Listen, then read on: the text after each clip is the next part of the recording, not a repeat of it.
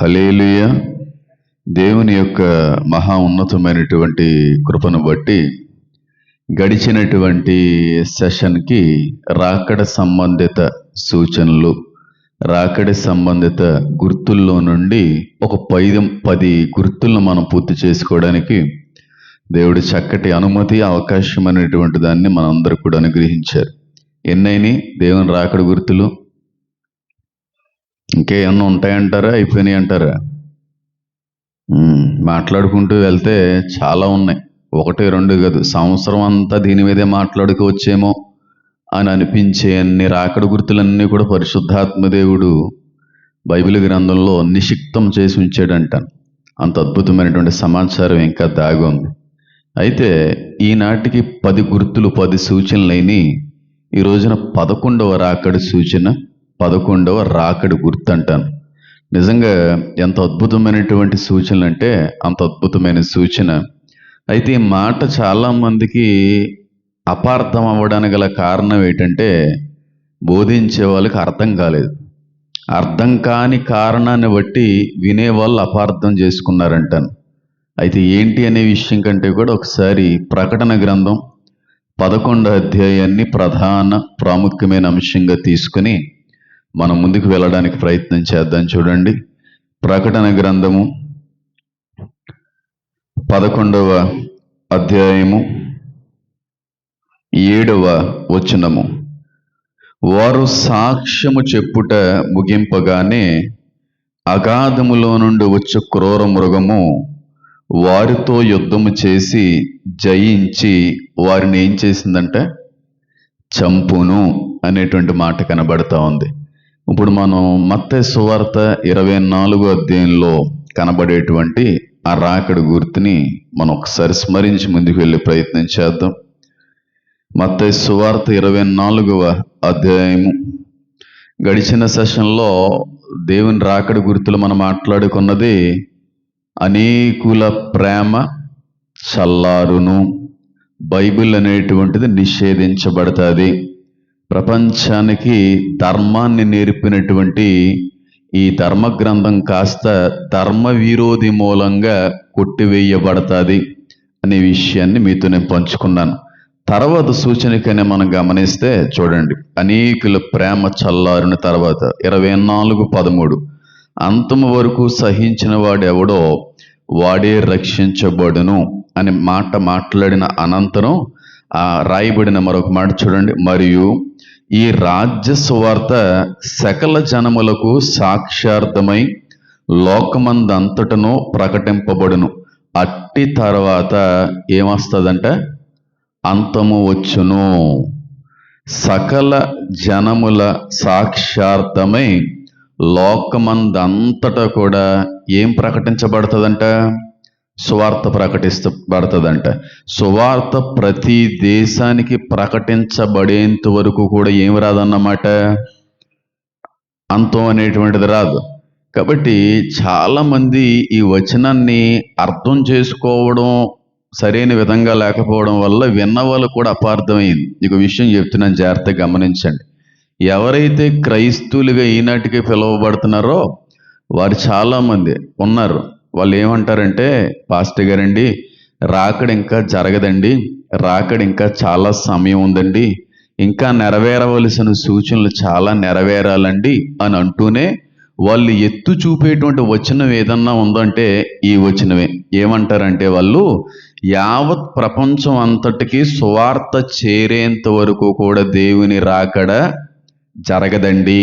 ప్రపంచంలో ఉన్న ప్రతి ఒక్క వ్యక్తికి కూడా సువార్త అందిన తర్వాత మాత్రమే రాకడ వస్తుందండి అనేటువంటి మాట మాట్లాడేటువంటి వ్యక్తుల యొక్క ఉద్దేశం ఏంటంటే ప్రపంచంలో ఉన్న అందరికీ సువార్త వెళ్ళాలి, అందరూ సువార్త ప్రకటించబడాలి, అప్పుడు వరకు రాకడ రాదండి అంటారు. కానీ ఇక్కడ రాయబడని మాటని వాళ్ళు అంటిస్తున్నారు. అక్కడ చూడండి, సకల జనముల సాక్ష్యార్థమై ఈ సువార్త ప్రకటించబడిన అనంతరం ఏమొస్తుంది అన్నాడు. అక్కడ రాకడ వస్తుందని అనలేదు, అంతము వచ్చును. అంతానికి రాకడికి సంబంధం ఉందా?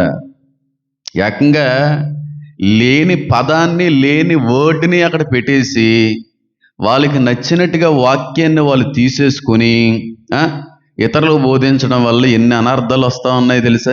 ఈనాటికి కూడా చాలామంది దేవుని రాకడ ఇప్పుడప్పుడే కాదండి, ఇంకా చాలా సమయం ఉందండి, ఇంకా నెరవేరవలసినవి ఉన్నాయండి అని చెప్పేటువంటి వాటిలో ప్రధానమైనది ఏదన్నా ఉందంటే, ఈ రోజుకి కూడా ప్రపంచంలో చాలామంది ట్రైబల్స్ ఉన్నారండి, కొండ జాతి వారు ఉన్నారండి, వారికి ఇంకా సువార్త వెళ్ళలేదండి. ప్రపంచంలో చాలా దీవులు ఉన్నాయి, ఐలాండ్స్ ఉన్నాయి, వారికి కూడా సువార్త వెళ్ళలేదండి. యేసుక్రీస్తు ప్రభు వారు ఎవరో కూడా తెలియనటువంటి వ్యక్తులు ఇంకా చాలామంది ప్రపంచంలో ఉన్నారండి. వారందరికీ సువార్త వెళ్ళేంత వరకు కూడా రాకడ జరగదండి అని అనుకుంటా ఉంటారు. కానీ వాస్తవానికి రాకడ జరగదు అని అనలేదు, అంతం కోసం అక్కడ రాయబడ్డాడు. సకల జనములు సాక్ష్యార్థమై అన్ని దేశాలకి సువార్త ప్రకటింపబడిన అనంతరం అంతం వస్తుంది అన్నాడు తప్ప రాకడ వస్తుంది అనేటువంటి మాట ఎక్కడ కూడా రాయలేదు. ఉందా చెప్పండి? ఉందా అక్కడ ఏమన్నా? అంతానికి రాకడికి సంబంధం ఉందా? అస్సలు సంబంధం లేదు. వీళ్ళు అది కలిపేసుకున్నారు. అంతం అనగా ఎండ్, ఇంక ముగింపు అనేటువంటిది అక్కడ అర్థమవుతా ఉంది. రాకడ అనేటువంటిది ముగింపు కాదు, సంఘం ఎత్తబడ్డం అనేటువంటిది ముగింపు కాదు. సంఘం ఎత్తబడిన తర్వాతే ఏం మొదలవుతున్నాయి? శ్రమలు మొదలవుతున్నాయి.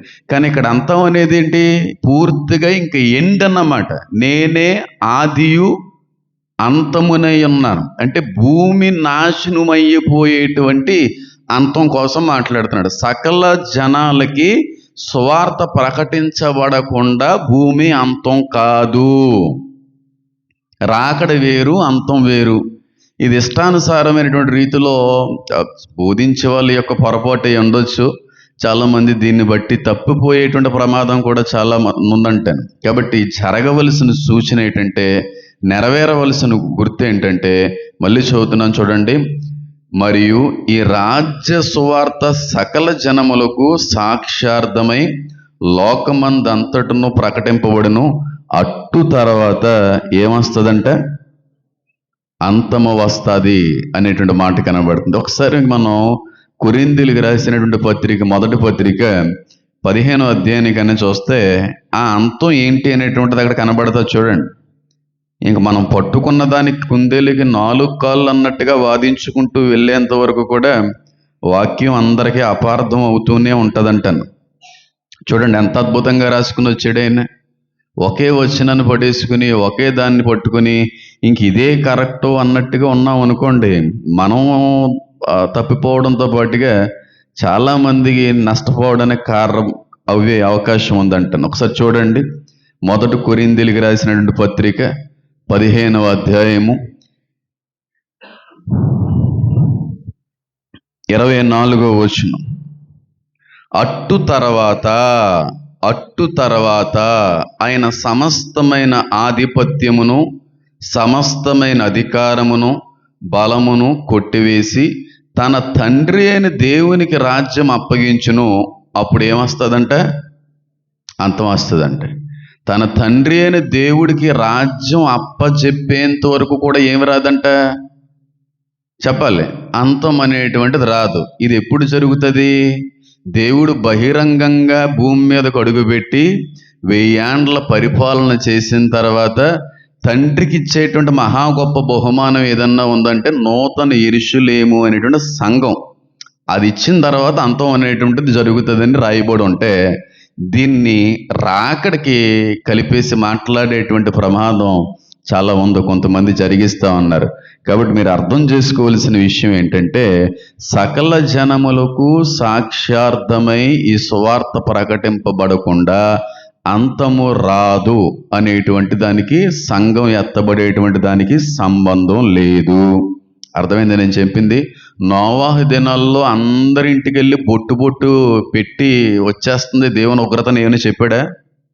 పోనీ ఎక్కడన్నా చెప్పినట్టు ఉంటే చెప్పి నాకు కూడా తెలియజేయండి. నోవాహు దినాల్లో ప్రళయం వస్తుందని ప్రకటించాడు, అంతేగాని ప్రతి మనిషి ఇంటికి వెళ్ళి ప్రతి గుమ్మంలోకి వెళ్ళి బొట్టు పెట్టి ఏమన్నా చెప్పాడా? చెప్పలేదు కదా. లోతు దినాల్లో సొదొమ గొమొర్రా మీద కూడా అగ్నివర్షం కురిపించబడినప్పుడు దేవదూతలు అందరి దగ్గరికి వెళ్ళి హెచ్చరించారా? పోనీ లోతు అందరినీ వెళ్ళి హెచ్చరించాడా? ఎవరిని హెచ్చరించాడు? కూతుర్ని కాబోయే అల్లుళ్ళను భార్యని. విన్నవాళ్ళెవరో ఇద్దరు కూతుర్లు భార్య మాట అన్నారు, అల్లుళ్ళు మాట వినలేదు, వాళ్ళు కాల్చివేయబడ్డారు. కాబట్టి ప్రకటించబడ్డం అనేటువంటిది జరుగుతుంది. కానీ వెంటనే ఇది ప్రపంచంలో ప్రతి ఒక్కడి గడపకి, ప్రతి ఒక్క వ్యక్తికి బొట్టు ఎట్టి మళ్ళీ సువార్త ప్రకటించేంత వరకు కూడా రాకడ జరగదనేటువంటిది అవాస్తవము. కొంతమందికి అందుతుంది, కొంతమందికి అందకపోవచ్చు. ధర్మశాస్త్రము లేక నశించిపోయిన వారు ధర్మశాస్త్రం లేకుండానే వాళ్ళ మనస్సాక్షిని బట్టి తీర్పు తీర్చబడుతుంది అనేటువంటి వాక్యం రాయబడి ఉంది. కాబట్టి దాన్ని మనం దీనిలో కలపడానికి వీలనేది లేదంట. అంటే నేనేమనుకుంటానంటే అంతానికి రాకడికి సంబంధం లేదు కనుక సకల జనాలకి సాక్ష్యార్థమే సువార్త ప్రకటింపబడినటువంటి మాట రెండు విధాలుగా మనం అర్థం చేసుకోవచ్చు. మొట్టమొదటిగా ఏ విధంగా అర్థం చేసుకోవాలంటే, ఇద్దరు సాక్షులు వస్తారన్నది ప్రకటన గ్రంథం 11వ అధ్యాయంలో. వారు సాక్ష్యము చెప్పుట ముగింపగానే అగాధములో నుండి వచ్చు క్రూర మృగము వారితో యుద్ధము చేసి వారిని అంతం చేస్తుంది అనేటువంటి మాట రాయబడింది. ఒకసారి చూద్దాం. ఒకసారి ప్రకటన గ్రంథం 11వ అధ్యాయం రెండు విధాలుగా నాకైతే అర్థమైంది, అది నేను చెప్పడానికి ప్రయత్నం చేస్తాను. ప్రకటన గ్రంథం 11వ అధ్యాయము 7వ వచనం. వారు సాక్ష్యము చెప్పుట ముగింపగానే అగాధములో నుండి వచ్చే క్రూర మృగము వారితో యుద్ధము చేసి జయించి వారిని ఏం చేసింది? ఏం చెప్పుట ముగించగానే, సాక్ష్యము చెప్పుట ముగించగానే అగాధములో నుండి వచ్చే క్రూర మృగము వారితో యుద్ధము చేసి వారి మీద జయము పొంది వారిని చంపినట్టుగా లేఖనాలు కనబడుతున్నాయి. 24వ మత్తయి కానీ చూసామనుకోండి, అక్కడ కూడా రాయబడిన మాట సకల జనముల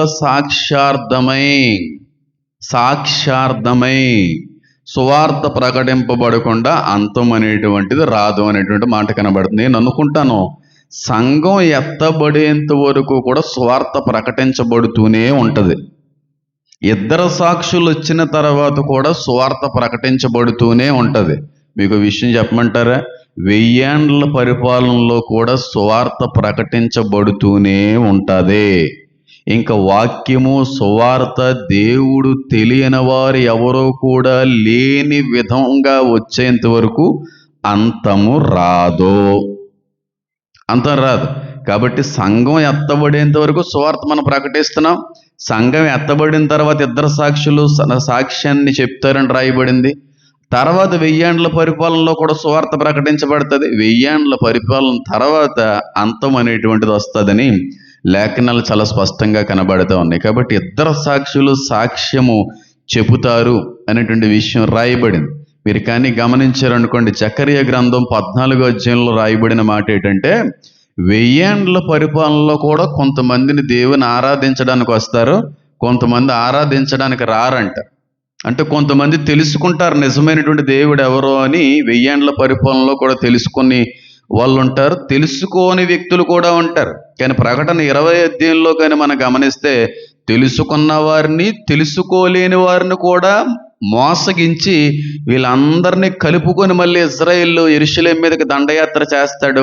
అప్పుడు అగ్ని పరలోకం నుండి వచ్చి అందరినీ కాల్చివేస్తుంది అనేటువంటి మాట కూడా రాయబడతాను. ఒకసారి జకర్యాను కూడా చూపిస్తాను చూడండి. అది చూపించేస్తే ఒక భారం తగ్గుతుంది.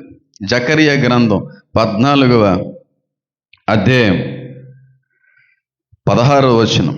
మరియు యెరూషలేము మీదకి వచ్చిన అన్ని జనులు శేషించిన వారందరూ సైన్యములకు అధిపతికి యెహోవా అయిన రాజునకు మొక్కుటకు పర్ణశాల పండుగ ఆచరించుటకు ఏటేటా వత్తురు.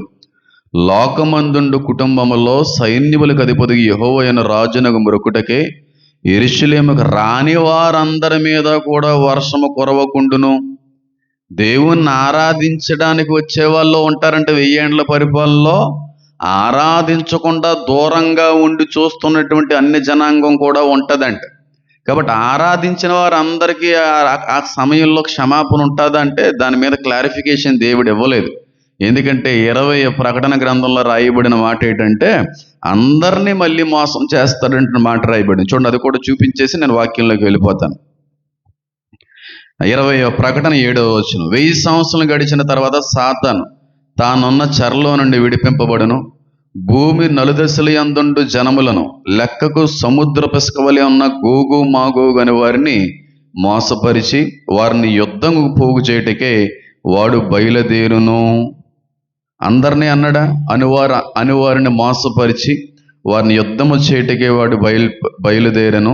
వారి భూమి అందంతటా వ్యాపించి పరిశుద్ధుల శిబిరమును ప్రియమైన పట్టణమును ముట్టడి వేయగా పరలోకము నుండి అగ్ని దిగి వచ్చి వారిని ఏం చేసిందంటే అందరిని మోసగించినట్టు 1000 ఏండ్ల పరిపాలన తర్వాత. మీరు కానీ గమనిస్తే 1000 ఏండ్ల పరిపాలనలో దేవుని తెలుసుకున్న వారిని కూడా వాడు ఏం చేసేసాడు? 1000 ఏండ్ల పరిపాలన తర్వాత మళ్ళీ మోసం చేశాడు. మళ్ళీ వీరు మోసగించబడ్డారు. వీరందరూ కూడా ఆకాశము అగ్ని వర్షం చేత వీళ్ళందరూ కూడా కాల్చివేయబడ్డారని అంటాం. ఎందుకు అంటే చనిపోతేనే దేవుడు న్యాయం చేయగలడు. చనిపోకుండా ఒక మనిషికి దేవుడు తీర్పు తీర్చలేడు. కాబట్టి దేవుని ఆ రోజున ఆరాధించిన వారు కూడా చనిపోవడం అనేటువంటిది న్యాయమే, అది మంచిదే. ఎందుకంటే వాళ్ళకి తగినటువంటి ప్రతిఫలం తీర్పులోనే జరుగుతుంది. కాబట్టి చనిపోకుండా ఒక వ్యక్తికి దేవుడు తీర్పు తీర్చలేడో. అది 20వ ఇదే దాంట్లో మళ్ళీ కనబడుతుంది చూడండి, అది కూడా చెప్పేస్తాను. 12వ వచనం, మరియు గొప్పవారేమి కొద్దివారేమి మృతులైన వారందరూ ఆ సింహాసనం మీద నిలబడినట్టు చూచితిని. అప్పుడు గ్రంథం లేపబడెను. గొప్పవారేమి పెద్ద అందరూ కూడా ఆయన ధవల సింహాసనం ముందు హాజరవ్వాలి. వీళ్ళందరూ చనిపోయిన వాళ్ళే, బ్రతికిన వాళ్ళు కాదు. కాబట్టి దేవుడు ఆ రోజున దేవుణ్ణి తెలుసుకున్న వాళ్ళని కూడా క్షమించి రక్షించవచ్చు. లేదంటే అందరూ మోసగించబడ్డారు కాబట్టి చంపేసిన తర్వాత అందరూ హతమైపోయిన తర్వాత తీర్పులో న్యాయం చేయొచ్చు. ఎందుకంటే ఆ 1000 ఏండ్ల పరిపాలనలో వారి మార్పును బట్టి వారి ఆరాధన బట్టి కూడా దేవుడి కార్యం జరిగించవచ్చు. కాబట్టి ఆకాశము నుండి అగ్నివర్షం కురిపించబడేంత వరకు కూడా సువార్త అనేది ఆగదు. అర్థమైందని నేను చెప్పింది. ప్రకటన గ్రంథం 3వ అధ్యాయంలో కూడా మాట కనబడుతుంది, ఆయన తెరిసినటువంటి ద్వారాన్ని ఎవ్వడం ముయ్యలేడని రాయబడం. కాబట్టి మనం సంఘం ఎత్తబడుతుంది. 7 ఏండ్లు దేవునితో ఉంటాం. 7 ఏండ్లు దేవునితో ఉన్న తర్వాత మళ్ళీ భూలోకానికి ఆయనతో పాటుగా వస్తాం. వచ్చిన తర్వాత గొర్రెలను మేకలను విభజింపజేస్తాడు. విభజించిన తర్వాత ఎవరెవరిని ఎక్కడికి పంపాలన్నది దేవుడి యొక్క ఉద్దేశం, మనకు అనవసరం అది. ఇప్పుడు ఈ ప్రాంత ప్రజలందరూ అప్పుడు ఉంటారు. ఈ ప్రాంతంలో ఎంతమంది అయితే ఉన్నారో, ఎంతమంది అయితే బతికి బయటపడ్డారో, ఎంతమంది పిల్లలు అయితే పుట్టారో. ఎందుకంటే ఆ రోజున ఒక్కొక్కడు 1000 సంవత్సరాలు బ్రతుకుతారంట, తక్కువలో 100 సంవత్సరాలు. కాబట్టి నేను అనుకునేది ఏంటంటే దేవుడు మనల్ని రాజులుగా పరిపాలకులుగా మార్చాడు కనుక ఏ ప్రాంతానికి సంబంధించినటువంటి వారిని ఆ సంఘబిడ్డలను మళ్ళీ ఆ ప్రాంతానికి పంపించి అక్కడ దేవుని యొక్క పరిపాలనని రుచి చూపిస్తాడంటాను. అర్థమవుతుంది నేను చెప్పింది? ఇప్పుడు నేను కాకినాడ ప్రాంతం భానుగుడి జంక్షన్కి సంబంధించిన వ్యక్తిని అనుకోండి. అక్కడ మేకలు గొర్రెలు విభజించబడిన తర్వాత నన్ను మళ్ళీ అక్కడ పంపించి ఆ ప్రాంతానికి సంబంధించినటువంటి ఎత్తబడిన క్రైస్తవ సంఘాన్ని అక్కడ పంపించి ఆ ప్రజలందరికీ దేవుని యొక్క పరిపాలన రుచి చూపిస్తాడు. ఇప్పుడు హైదరాబాద్లో జూబ్లీ హిల్స్లో నేను ఉంటున్నాను అనుకోండి, ఆ ప్రాంతానికి నేను పంపించబడతాను. మీరు రాజమండ్రికి సంబంధించిన వాసులు అనుకోండి, ఏ ప్రాంతంలో అయితే మీరు ఒకప్పుడు ఉండేవారో ఆ ప్రాంతానికి మళ్ళీ వస్తాం. ఆ చోటంతా కూడా మనం పరిపాలిస్తాం. దేవుడి యొక్క పరిపాలనని, ఆయన యొక్క ఔన్నత్యాన్ని, ఆయన యొక్క న్యాయ విధానాన్ని ఆనాటి ప్రజలందరికీ కూడా చూపిస్తున్నప్పుడు కొంతమంది తెలుసుకుంటారు, కొంతమంది తెలుసుకోరు అనేటువంటి మాట కూడా జకరియా గ్రంథంలో చాలా స్పష్టమైనటువంటి రీతిలో కనబడతా ఉంది. కాబట్టి సువార్త ప్రకటింపబడకుండా అంతము రాదు అనేటువంటిది నేనే ఆది అంతమునై ఉన్నవాడును అనేటువంటి వాటికి సంబంధించింది. భూమి అంతా అంతమైపోతుంది, అప్పుడు వరకు సువార్త ప్రకటించబడుతుంది. ఎంతమందికి అర్థమైంది? అందరికీ సువార్త అనుగ్రహించబడదు. శ్రమకాలంలోనే చాలా మందికి సువార్త వెళ్ళిపోతుంది. శ్రమకాలం తర్వాత కూడా డైరెక్ట్గా ఆయన దిగి వచ్చిన తర్వాత ఆయన ముఖదర్శనాన్ని చూడగలిగే కృప, నిజమైన సువార్త ఇంకెవ్వరూ తెలియని వారంటే ఎవరు లేరు, అందరికీ వెళ్ళిపోతుంది. అప్పుడు కానీ అంతం రాదని చెప్పి వాక్యం సెలవిస్తూ ఉంటే దీన్ని దేనికి జతపరిచేశారండి? దొంగ వలె వచ్చేటువంటి రాకడికి జతపరిచి మాట్లాడుతున్నారు. వాళ్ళు అంటారు, ప్రపంచంలో ఉన్న ప్రతి మనిషికి సువార్త వెళ్తుంది, అప్పుడే దేవుని రాకడ జరుగుతుంది. రాయబడి ఉంది అక్కడ ఏమన్నా? ఇందులో ఉన్న వాటిని ఏదైనా తీసినా, లేని వాటి దేన్నైనా కలిపినా ఈ గ్రంథంలో ఉన్నటువంటి రోగములన్నీ కూడా వ్యక్తిని ఏం చేస్తాయంటే పట్టి పీడేస్తాయండి. తెలిస్తే మాట్లాడాలి, తెలియకపోతే మాట్లాడకూడదు. ఇది అగ్ని లాంటిది. ఇష్టానుసారంగా దీన్ని పట్టుకొని ఇష్టానుసారంగా దీన్ని నాకు నచ్చినట్టుగా అర్థం చేసుకొని ఇతరులకు తెలియజేద్దామని అనుకుంటే చాలా భయంకరమైనటువంటి పరిణామాలు తలొచ్చొచ్చేమో. చాలా భయంకరమైంది. అమ్మో, దీన్ని వివరించేటప్పుడు గడగడా వణుకుచూ వివరించమన్నాడు కదా. నా మందిరానికి వచ్చేటప్పుడు కూడా ఎలా రమ్మన్నాడు ఆయన? గడగడా వణుకుచు. మీ మందిరంకి వచ్చేటప్పుడే గడగడా వణుకుచు రమ్మన్నాడంటే దాన్ని చెప్పవలసినటువంటి మేము ఇంకెంత గడగడా వణుకుచు చెప్పవలసిన అవసరం ఉందంటాను. కాబట్టి ఇందులో లేని వాటిని కలపడానికి కానీ ఉన్న వాటిని తీయడానికి కానీ వీలు లేదు. అది శాపానికి కారణం అవుతుంది. కాబట్టి లేని మాటని ఎంత స్పష్టంగా తీసేశారో చూసారా? 24 మత్తయిలో అసలు అక్కడ రాకడని ఉందా? అసలు అక్కడ ఏమనుంది? అంతం అని ఉంటే ఆ అంతం అనేటువంటి పదాన్ని తీసేసి రాకడ అని పెట్టేసుకున్నారు. రాకడ జరగదు. సకల జనాలకి కూడా సువార్త ప్రకటించబడిన తర్వాత మాత్రమే రాకడ జరుగుతుందని కొత్త పదాన్ని అక్కడ యాడ్ చేసేసారండి. టు ఆల్ నేషన్స్ అనేటువంటి మాట రాయబడింది. అన్ని దేశాల ప్రజలకి సాక్ష్యం చెప్పుట ముగింపగానే అనేటువంటి మాట. ఇది ఒక విధంగా ఆలోచన చేస్తే చివరి వరకు కూడా సువార్త ప్రకటించబడిన తర్వాతే ప్రతి వ్యక్తికి కూడా దేవుడు ఎవరో తెలిసిన తర్వాతే అంతం వస్తుంది. ఇది మొట్టమొదటి విషయం. రెండవదిగా దీన్ని నేను ఎలాగ అర్థం చేసుకున్నానంటే, ఇద్దరు సాక్షులు వచ్చి వారు సాక్ష్యము చెప్పుట ముగింపగానే అనేటువంటి మాటని కానీ గమనిస్తే అది కూడా దీనికి కొంచెం సూచనగానే కనబడుతుంది. ఎందుకనంటే ఇద్దరు సాక్షులు సాక్ష్యం చెప్పిన తర్వాతే అంతం జరుగుతుంది, కానీ సాక్షులు రాకుండా అంతం అనేది జరగదు. కాబట్టి ఇద్దరు సాక్షులు ఎప్పుడు వస్తారని చెప్పాను నేను? సంఘం అనేటువంటిది ఎత్తబడకుండా ఇద్దరు సాక్షులు రారని చెప్పాను నేను. 3.5 సంవత్సరాలు అద్భుతమైనటువంటి సువార్తను ప్రకటిస్తారు. ఇంగ్లీష్లో సాక్ష్యము చెప్పుట అనేటువంటి చోట టెస్టిమోనీ అనేటువంటి మాట రాయబడింది. అది మనం గ్రీకు భాషలో కూడా చూసామనుకోండి, మార్టియర్ అనేటువంటి పదం ఉపయోగించబడింది. దాని అర్థం ఏంటంటే దేవుడు మూలంగా నియమింపబడినటువంటి వ్యక్తులు అనే దాంతో పాటుగా భవిష్యత్తు గురించి ధైర్యంగా ప్రకటించగలిగేటువంటి వారు అని అర్థం వస్తాను. కాబట్టి దీన్ని కూడా చాలామంది సరిగ్గా అర్థం చేసుకోలేని కారణాన్ని బట్టి ఈ ఇద్దరు సాక్షులు మోషే ఒకడండి, ఏలియా ఒకడని అంటారు కొంతమంది ఏమంటారంటే ఏలియా హానోక్ అండి, ఎందుకంటే ఇద్దరు కూడా మరణాన్ని రుచి చూడకుండా ఆరోహణం అయ్యారు కనుక వీరిద్దరూ తప్పకుండా వస్తారండి అని కొంతమంది అంటూ ఉంటారు. నేను అప్పుడు మాట్లాడుతున్నాను, ఇప్పుడు మాట్లాడుతున్నాను, చివరి వరకు కూడా దీని మీద నాకు మంచి క్లారిటీ ఉంది కాబట్టి చెప్పగలను. మోషే రాడు, ఏలియా రాడు, హానోకు అంతకంటే రాడు. మరి ఆ ఇద్దరు సాక్షులు ఎవరండి? ఇద్దరు సాక్షులు యూదుల్లో నుండి అన్యుల్లో నుండి పుట్టుకొచ్చినటువంటి క్రైస్తవ సంఘానికి అధికారులు లేదంటే నాయకులు అనే విషయం చాలా సందర్భాల్లో చెప్పిన. వస్తారు. ఎప్పుడైతే సంఘం ఎత్తబడిపోతుందో వీరిద్దరూ ధైర్యంగా ప్రకటిస్తారు. భవిష్యత్ కార్యక్రమం గురించి ముందుగా ధైర్యంగా ప్రకటించగలిగేటువంటి వ్యక్తులుగా వీరిద్దరూ ఉంటారనే విషయాన్ని చాలా సందర్భాల్లో చెప్పాను. కాబట్టి వీరు కూడా సాక్ష్యము చెప్పుట ముగించగానే అగాధములో నుండి వచ్చి క్రూరముఖము వారితో యుద్ధము చేసి వారిని జయించి ఏం చేస్తుందంటే చంపును అనేటువంటి మాట కనబడుతుంది. కాబట్టి సంఘం ఎత్తబడ్డానికి, సకల జనాలకి సువార్త ప్రకటించబడ్డానికి సంబంధమే లేదు. అందరు ప్రతి ఒక్కరికి తప్పిపోకుండా సువార్త వెళ్తాది. అప్పటి వరకు సంఘం ఎత్తబడ్డం అనే దాన్ని నేను అంగీకరించను. అలా తెలియని వాళ్ళు కూడా ధర్మశాస్త్రం లేకుండా వాళ్ళు తీర్పు తీరుస్తానంటున్నాడు. మనస్సాక్షిని బట్టి తీర్పు తీరుస్తానంటున్నాడు. కాబట్టి దేవుడు ఎవరో తెలిసిన తర్వాత, క్రీస్తు ఎవరో తెలుసుకున్న తర్వాత కూడా రక్షణ పొందలేదు అనుకోండి, ఎంత గొప్ప రక్షణ నీవు నిర్లక్ష్యం చేసిన యెడల నువ్వు ఎలా తప్పించుకుంటావు అనేటువంటి మాట వాళ్ళకి వర్తిస్తుంది.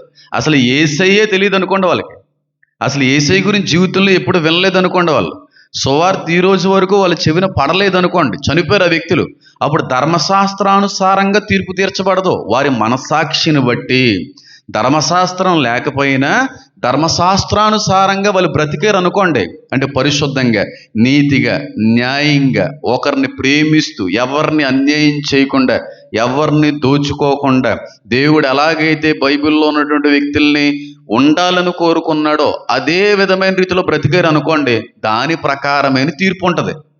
కాబట్టి యేసుక్రీస్తు ప్రభువారు ఈ రోజు వరకు మాకు తెలియకుండా విననటువంటి వ్యక్తులు చనిపోయిన వాళ్ళు నరకానికి పోరో, స్థానాలు ఉండవు వాళ్ళకి. నూతన విషయంలో దక్కేటువంటి మహా గొప్ప స్థానాలు ఉండవు. అంతే కదా. బేసిక్గా ఆలోచన చేయండి. సువార్త ఎప్పుడు వరకు, ఈనాటి వరకు ప్రకటించబడుతూనే ఉంది. భారతదేశానికి సువార్త ఎప్పుడు వచ్చింది? యేసుక్రీస్తు ప్రభు వారు ఆరోహణమైన 53 సంవత్సరాల సువార్త వచ్చింది. ఈ 53 సంవత్సరాల్లో ఎన్ని తరాలు గతించిపోయి ఉంటాయి? వీళ్ళందరికీ కూడా సువార్త అందిందంటారా? అందలేదు కదా. తోమ అనేటువంటి వాడు భారతదేశానికి వచ్చేంత వరకు యేసయ్య అంటే ఎవరికో తెలియదు. ఈ 53 సంవత్సరాల్లో కొన్ని వందల తరాలు గతించిపోయినాయి. మరి యేసయ్య చనిపోయిన దగ్గర నుంచి సువార్త వచ్చేంత వరకు 53 సంవత్సరాల్లో చచ్చిపోయిన వాళ్ళందరూ నరకంలో పాడేస్తాడు దేవుడు. అప్పుడు ఆయన ఏమవుతాడు? అన్యాయస్తుడు అవుతాడు. అవునా కదా. ఒకసారి ఆలోచన చేయండి. ఇది సరిగ్గా మనం అర్థం చేసుకోక చెప్పినటువంటి వాక్యోపదేశాలను బట్టే అన్యుల దగ్గర మనం లోకువైపోయాం. దేవుడు ఒక క్రూరుడిగా, మూర్ఖుడిగా, అన్యాయస్తుడిగా కనబడ్డాడు. నాకు కూడా దీన్ని అర్థం చేసుకోవడానికి చాలా సమయం పట్టిందంటాను. మళ్ళీ చెప్తున్నాను చూడండి. ఎవరైతే చనిపోయేటువంటి సమయం వరకు యేసుక్రీస్తు ప్రభువారిని గురించి వినలేదో, సువార్త ఎప్పుడూ కూడా వాళ్ళ చెవిన పడలేదో, యేసయ్య అంటే ఎవరికైతే తెలియలేదో వారు కానీ చనిపోయే లోపు నీతిగా, న్యాయంగా, పరిశుద్ధంగా బ్రతికిన వ్యక్తులైతే, వారు ఏ మతాలకు సంబంధించిన వారైనా వారికి క్షమాపణ ఉంటుంది. ఖచ్చితంగా ఉంటుంది. అంటే స్థానాలు ఉండకపోవచ్చు, కానీ మన వంటి గొప్ప స్థానాల్లో ఎగ్జామ్ రాసి పాస్ అయినోడికి ఎగ్జామ్ ఫెయిల్ అయిపోయి మళ్ళీ రాసినోడికి ఒకే స్టేజ్ ఇస్తారా? ఒకే మెడల్ వేస్తారా? వేరు కదా. ఎగ్జామ్ పాస్ అయినోడికి అసలు సబ్జెక్ట్ తెలియకుండా ఫెయిల్ అయినోడికి కూడా ఒకే స్టేజ్ ఎవరు? ఏదోలే అన్నట్టుగా వదిలేస్తారు. కాబట్టి తీర్పు అనేది ఉంటుంది. వాళ్ళకి తీర్పు ఉంటుంది, మనకు తీర్పు ఉండదు. అర్థమైందా? క్రీస్తునందు తీర్పు లేదు ఇంకా. అయితే వాళ్ళకైతే తీర్పు ఉంటుంది. వాళ్ళు ఎంత మంచిగా బతికినా, ఎంత పరిశుద్ధంగా బతికినా, ఆ తీర్పు జరిగేటువంటి సమయంలో మాత్రం తీర్పు ఖచ్చితంగా వాళ్ళు ఎదుర్కోవాల్సిన అవసరం ఉంది. కాబట్టి ఆనాటి వరకు ఎంతమందికి సువార్త లేదంటారు? ఈనాటికే చాలా మందికి సువార్త అనేటువంటి తెలియని వ్యక్తులు ఎంతమంది లేరంటారు? నేను మొన్న ఒక చోట చాలా ఆశ్చర్యపడ్డాను. నాకు ఎవరో చెప్తేనో నేను డైరెక్ట్గా వాళ్ళు మీట్ అవ్వడం ఏదో జరిగింది.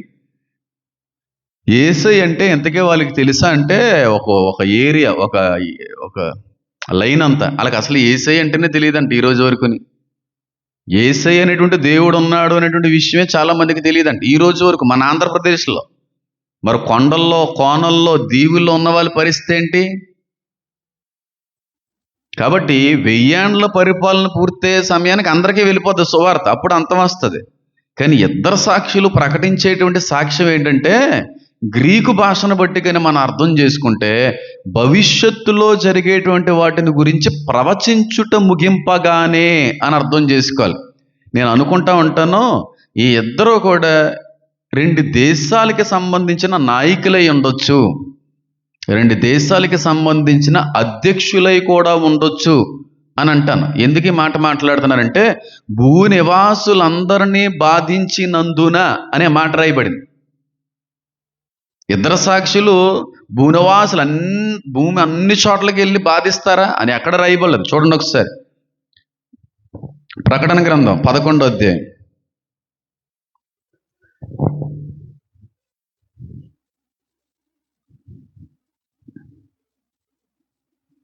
10వ వచనం చూడండి.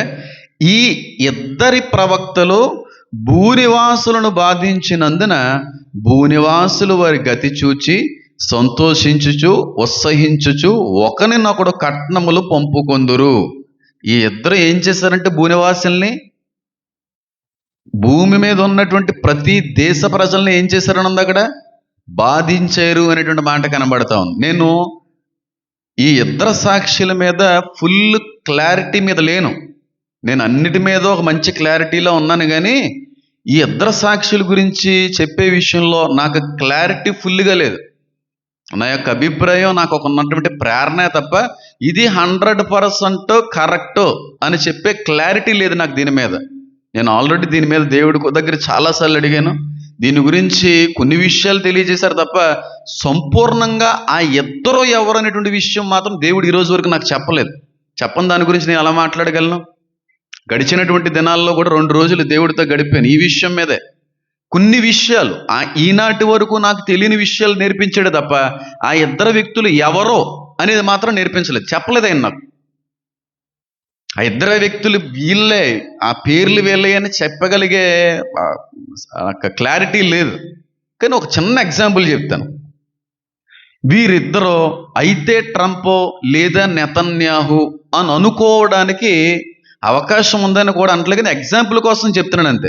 వీరిద్దరే ఆ ఇద్దరు ప్రవక్తలు, నెతన్యాహు ట్రంప్ అనేటువంటి వాళ్ళే ఇద్దరు సాక్షులు అని నేను చెప్పట్లేదు, కానీ ఎగ్జాంపుల్గా ఒక ఉదాహరణగా తీసుకోవడానికి మీకు అర్థం కావడానికి వీళ్ళిద్దరిని తీసుకుంటున్నాను. ఎందుకు కూడా మీకు అర్థమవుతుంది చూడండి. ప్రస్తుత ప్రపంచంలో ఎక్కువగా ద్వేషించబడేటువంటి ఇద్దరు నాయకులు ఎవరైనా ఉన్నారంటే ఒకటి ట్రంప్, ఒకటి నెతన్యాహు. ఈ ప్రపంచంలో ఎక్కువగా ద్వేషించబడేటువంటి 2 దేశాలు ఏమన్నా ఉన్నాయంటే ఒకటి అమెరికా, ఒకటి ఇజ్రాయెల్. నేను మీటింగ్ వెళ్తున్న సమయంలో కూడా ఒక నోటిఫికేషన్ నేను చదివాను. ప్రపంచంలో 95% మంది ఇజ్రాయెల్ని ద్వేషిస్తున్నారంట. ఇజ్రాయెల్ని ఎక్కువ మొత్తంలో తిట్టుకుంటున్నారంట. మీకు విషయం, షాక్ అయ్యే విషయం చెప్పమంటారా? సొంత ఇజ్రాయేలు ప్రజలే సొంత పార్టీని, సొంత అధికారుల్ని తిట్టుకునే పరిస్థితి వచ్చింది. ఎందుకంటే ఇన్ని కరువులు, ఇన్ని యుద్ధాలు, ఇంతమంది ప్రాణాలు నష్టపోవడానికి కారణం నువ్వే నువ్వే నువ్వే అని చెప్పి వేలు పెట్టి దూషించబడే, విమర్శించబడే ఏకైక ప్రధానమంత్రి, ఏకైక ప్రధాన నాయకుడు ఎవరైనా ఉన్నారంటే నెతన్యాహు. తర్వాత స్థానంలో ట్రంప్ ఉన్నారు. ఇద్దరు సాక్షుల్ని నేను చెప్పట్లేదు. నాకు దేవుడిచ్చిన ప్రేరణ కొన్ని విషయాల్లో ఉన్నప్పటికీ కూడా ఫుల్ క్లారిటీ లేకుండా నేను మాట్లాడకూడదు. ఎగ్జాంపుల్ ఎందుకు వీళ్ళిద్దరిని తీసుకున్నానంటే వచ్చేటువంటి ఇద్దరు సాక్షులు కూడా ప్రస్తుత ప్రపంచం వీరిని ఎలాగైతే తిట్టుకుంటుందో, వీరిని ఎలాగైతే విమర్శిస్తుందో, ఈ ఇద్దరిని ఎలాగైతే ద్వేషిస్తుందో, ఆ వచ్చే ఇద్దరు సాక్షులను కూడా అలాగే ద్వేషిస్తుంది, అలాగే తిట్టుకుంటారు. ఈ ఇద్దరిని ఇష్టపడేవారు ఎవ్వరూ ఉండరు. అదే బైబిల్ గ్రంథం చెప్తుంది. నేను అనుకోవడం ఏంటంటే ఇద్దరు కూడా దేశానికి సంబంధించిన నాయకులే ఉండొచ్చు. ఒకడు యూదుల యొక్క నాయకుడే ఉండొచ్చు, ఒకడు అన్యుల నుంచి వచ్చినటువంటి నాయకుడే ఉండొచ్చు అని నా యొక్క అభిప్రాయం. వాళ్ళు ప్రాఫెస్ చేస్తారంట, వాళ్ళు ప్రవచిస్తారంట ఇద్దరు సాక్షులు. ఏమనంటే ఇదిగో రాబోయేటువంటి దినాల్లో 666 ముద్ర వస్తుంది. సంఘం ఎత్తబడిన తర్వాత కూడా మీకు అర్థం కాకపోతే మేము ఏం చేయలేం. లేదా వాళ్ళు ఏమంటారంటే ఫలానా వ్యక్తే యాంటీ క్రైస్ట్ అని డైరెక్ట్గా ధైర్యంగా ప్రవచించగలిగేటువంటి వ్యక్తులు వీళ్ళిద్దరు. గుర్తుపెట్టుకోండి, ఎంత ధైర్యంగా ప్రకటిస్తారంటే ఇద్దరు సాక్షులు కూడా యాంటీ క్రైస్ట్ ఎవడో డైరెక్ట్గా పేరుతో చెప్పేస్తారు ఇద్దరు. వీడే యాంటీ క్రైస్ట్, వీడే క్రీస్తు విరోధి, ప్రపంచాన్ని నాశనం చేయడానికి వచ్చినటువంటి సాతాన సంబంధి ఎవడన్నా ఉన్నాడంటే వీడే వీడే వీడే అని చెప్పి బహిరంగంగా ధైర్యంగా ఆ క్రీస్తు విరోధి పేరు ఎత్తి మరీ ప్రవచిస్తారు ఇద్దరు నాయకులు కూడా. ఒకవేళ ఫ్యూచర్ డేస్లో, ఈ కమింగ్ డేస్లో ఏ దేశానికి సంబంధించిన నాయకుడైనా, ఏ వ్యక్తి పేరైనా డైరెక్ట్గా ప్రస్తావించి వీడి వల్ల ప్రపంచం మోసగించబడుతుంది, ముందు రోజుల్లో వీడి వల్ల ప్రపంచం నాశనం అవుతుంది, వీడిని నమ్మకండి అని ఏ దేశ నాయకులైనా వచ్చి చెబితే ఖచ్చితంగా ఇద్దరు దీనికి సంబంధించిన సాక్షులై ఉండొచ్చు అనేది నా అభిప్రాయం. డైరెక్ట్గా చెప్తారు. ఎందుకంటే గ్రీకు పదాన్ని బట్టి అర్థం చేసుకుంటే ధైర్యంగా ఫ్యూచర్ గురించి ప్రకటిస్తారంట, ప్రవచిస్తారంట. అంటే జరగబోయేటువంటి దాన్ని ముందుగా హెచ్చరించుతారన్నమాట. అంటే కరువు గురించి హెచ్చరిస్తారు, దాంతోపాటుగా 666 ముద్ర గురించి హెచ్చరిస్తారు, దానితో పాటుగా అగాధములో నుండి బయటకు వచ్చేటువంటి క్రూర మృగం ఎవరో కూడా పేరుతో పాటుగా హెచ్చరిస్తారు. వచ్చిన తర్వాత ఫస్ట్ ఆ క్రూర మృగం ఇద్దరిని వేసేస్తుంది. ఆ కింద వచనంలో కానీ మీరు చూస్తే అర్థమవుతుంది నేను చెప్పేది. నేను ఒక 2-3 పేర్లు చెప్తా ఉంటాను. అయితే మహమ్మద్ బిన్ సల్మాన్ లేదా బరాక్ ఒబామా వీరిద్దరూ యాంటీ క్రైస్ట్ అయి ఉండొచ్చు అనేటువంటి ఒక చిన్న అభిప్రాయం నాకు ఉంటుంది. డైరెక్ట్గా కూడా చెప్పిన సందర్భాలు చాలాసార్లు ఉన్నాయి. ఇద్దరు సాక్షులు అలా డైరెక్ట్గా చెప్తారు, ధైర్యంగా చెప్తారు. క్రీస్తు విరోధి ఎవరో, యాంటీ క్రైస్ట్ ఎవరో డైరెక్ట్గా చెప్పేస్తాడు. వాడే క్రీస్తు విరోధి, వాడు దొంగ, వాడు దౌర్భాగ్యుడు, వాడు దుష్టుడు, వాడు హంతకుడు, వాడు నాశనపాత్రుడు, భయంకరమైన వినాశనానికి కారణం వీడే. వీడి ద్వారాగానే భయంకరమైన మత మార్పిడి జరుగుతుంది.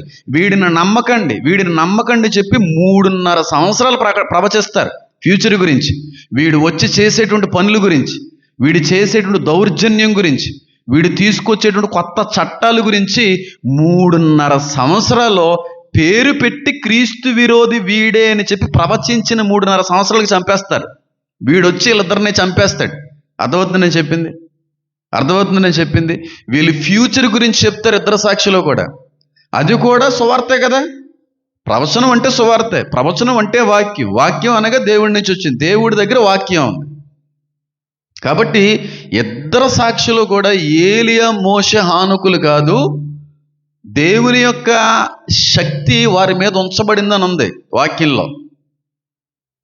కాబట్టి నేను అనుకోవడం ఏంటంటే వీరిద్దరూ కూడా, ఒకడు యూదుల నుంచి పుట్టుకొచ్చిన నాయకుడు, ఒకడు అన్యుల నుంచి పుట్టుకొచ్చినటువంటి నాయకుడే ఉండొచ్చు. వీరిద్దరూ కూడా క్రీస్తుని తెలుసుకున్న వారే ఉంటారు. చివరిలో డైరెక్ట్గా ముందు రోజుల్లో జరిగేటువంటిది అంతా కూడా డైరెక్ట్గా యాంటీ క్రైస్ట్ పేరుతో పాటుగా ప్రవచిస్తారు. అంత ధైర్యంగా ప్రవచించగలిగేటువంటి సాక్షులు వీరిద్దరూ కూడా. అర్థమైంది నేను చెప్పింది? వీరిద్దరూ కూడా ఖచ్చితంగా ఇద్దరు దేశాలకి సంబంధించిన నాయకులు. అప్పుడు మాత్రమే ప్రపంచంలో ఉన్న భూనివాసులందరినీ కూడా బాధ పెట్టగలరు. ఎంతమందికి అర్థమవుతుందని చెప్పి నా యొక్క అభిప్రాయం. అంటే ఈ 2 రోజులు ఎక్కువగా దీనికోసం నేను దేవుడి దగ్గర గడిపినప్పుడు దేవుడు నాకు నేర్పించిన కొత్త విషయం ఏదన్నా ఉందంటే ఇదే నేర్పించాడు. ఇప్పటికీ దీని గురించి చాలాసార్లు దేవుని అడిగిన, కొన్ని చెప్పాడు, కొన్ని నాకు బయలుపరచలేదు దేవుడు. దానియేలు కూడా ఏమన్నాడు, బయలుపరిచిన తర్వాత దీన్ని ఏం చేయి, సీలేసేయి, ఇప్పుడప్పుడు తెరవక, దీన్ని ఎవరికి చెప్పకో, ఎవరికి తెలియకూడదు, సీలేమన్నాడు. యోహాను దగ్గరికి వచ్చేటప్పుడు సీలేమన్నాడు, అందరికీ ప్రకటించమన్నాడు. ఎందుకంటే తగిన సమయమునందు కొన్ని విషయాలు దేవుడు తెలియజేస్తా ఉంటాడు, ముందుగా తెలియజేయడు. ఎందుకంటే కొన్ని ప్రమాదాలు, కొన్ని నష్టాలు కూడా జరిగే అవకాశం ఉంది కనుక కొన్ని విషయాలు ముందుగానే తెలియజేస్తూ ఉంటాడు. అర్థమవుతుందని చెప్పింది. కాబట్టి వీళ్ళిద్దరూ కూడా 2 దేశాలకు సంబంధించిన నాయకులు. జరగబోయేటువంటి భవిష్యత్తు గురించి ముందుగానే క్రీస్తు నందు ప్రవచించగలిగేటువంటి శక్తిని పొందుకుంటారు వాళ్ళిద్దరూ కూడా.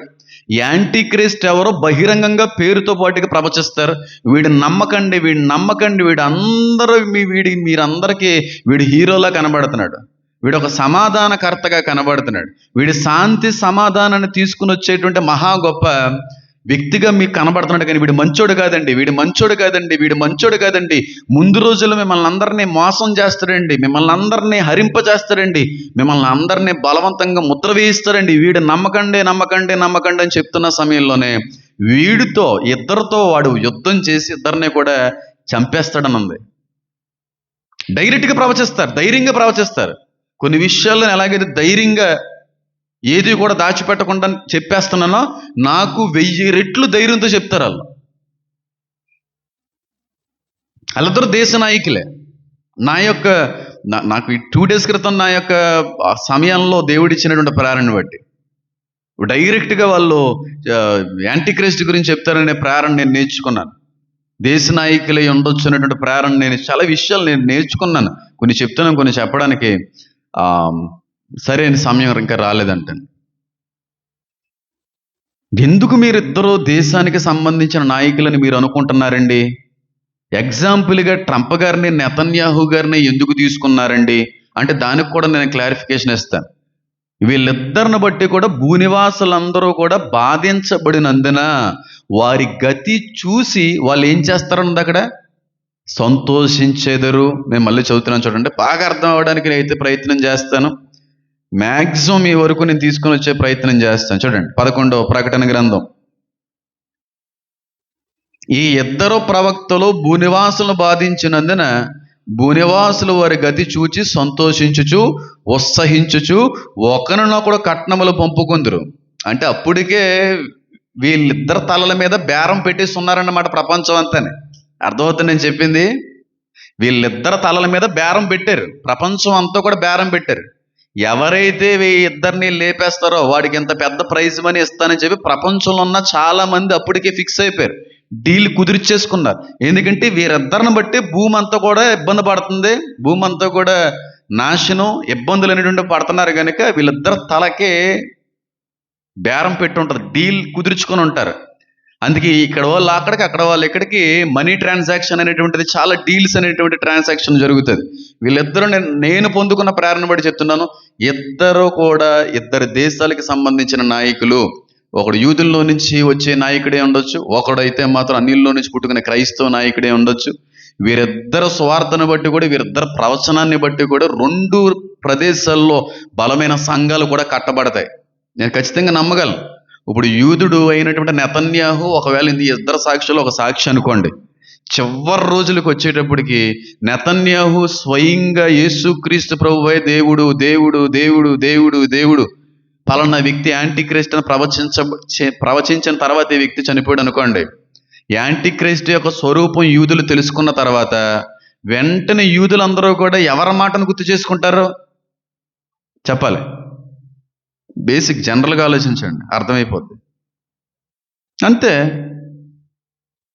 ఎంత క్లారిటీ ఇచ్చాడో తెలుసా దేవుడు.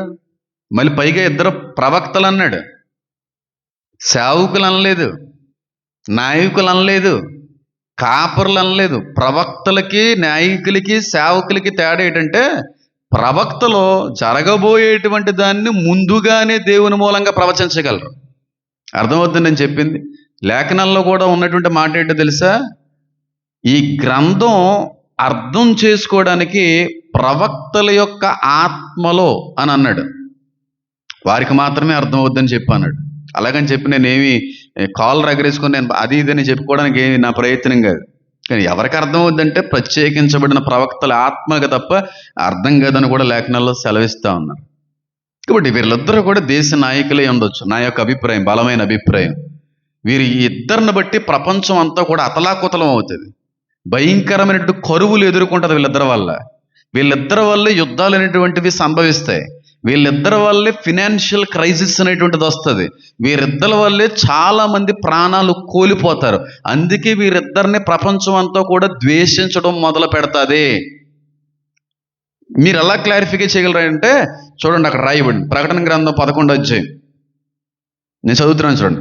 వీరు భూలోకమునకు ప్రభువైన వారి ఎదుట నిలిచున్న 2 ఒలివ చెట్లను దీపస్తంభములై ఉన్నారు. ఎవడైనను వారికి హాని చేయని ఉద్దేశించిన ఎడల వారి నోట నుండి అగ్ని బయలువెడలి వారి శత్రువులను దహించివేయును. గనుక ఎవడైనను వారికి హాని చేయని ఉద్దేశించిన ఎడల వాడు కూడా అలాగునే ఏం చేయబడాలి? చంపబడాలి. ఎవరైతే ఇజ్రాయేల్ మీద అటాక్ చేద్దామని అనుకుంటున్నారో వాళ్ళందరూ కూడా ఇజ్రాయేల్ని బట్టి ఏం చేయబడుతున్నారు? అటాక్ గురవుతున్నారు. ఎవరైతే అమెరికన్ బేసెస్ను కొట్టాలనుకున్నారు, ఎగ్జాంపుల్గా చెప్తున్నాను నేను, వాళ్ళందరికీ అదే విధమైనటువంటి ఇబ్బంది అనేటువంటి తగులుతుంది. అర్థమవుతుందా?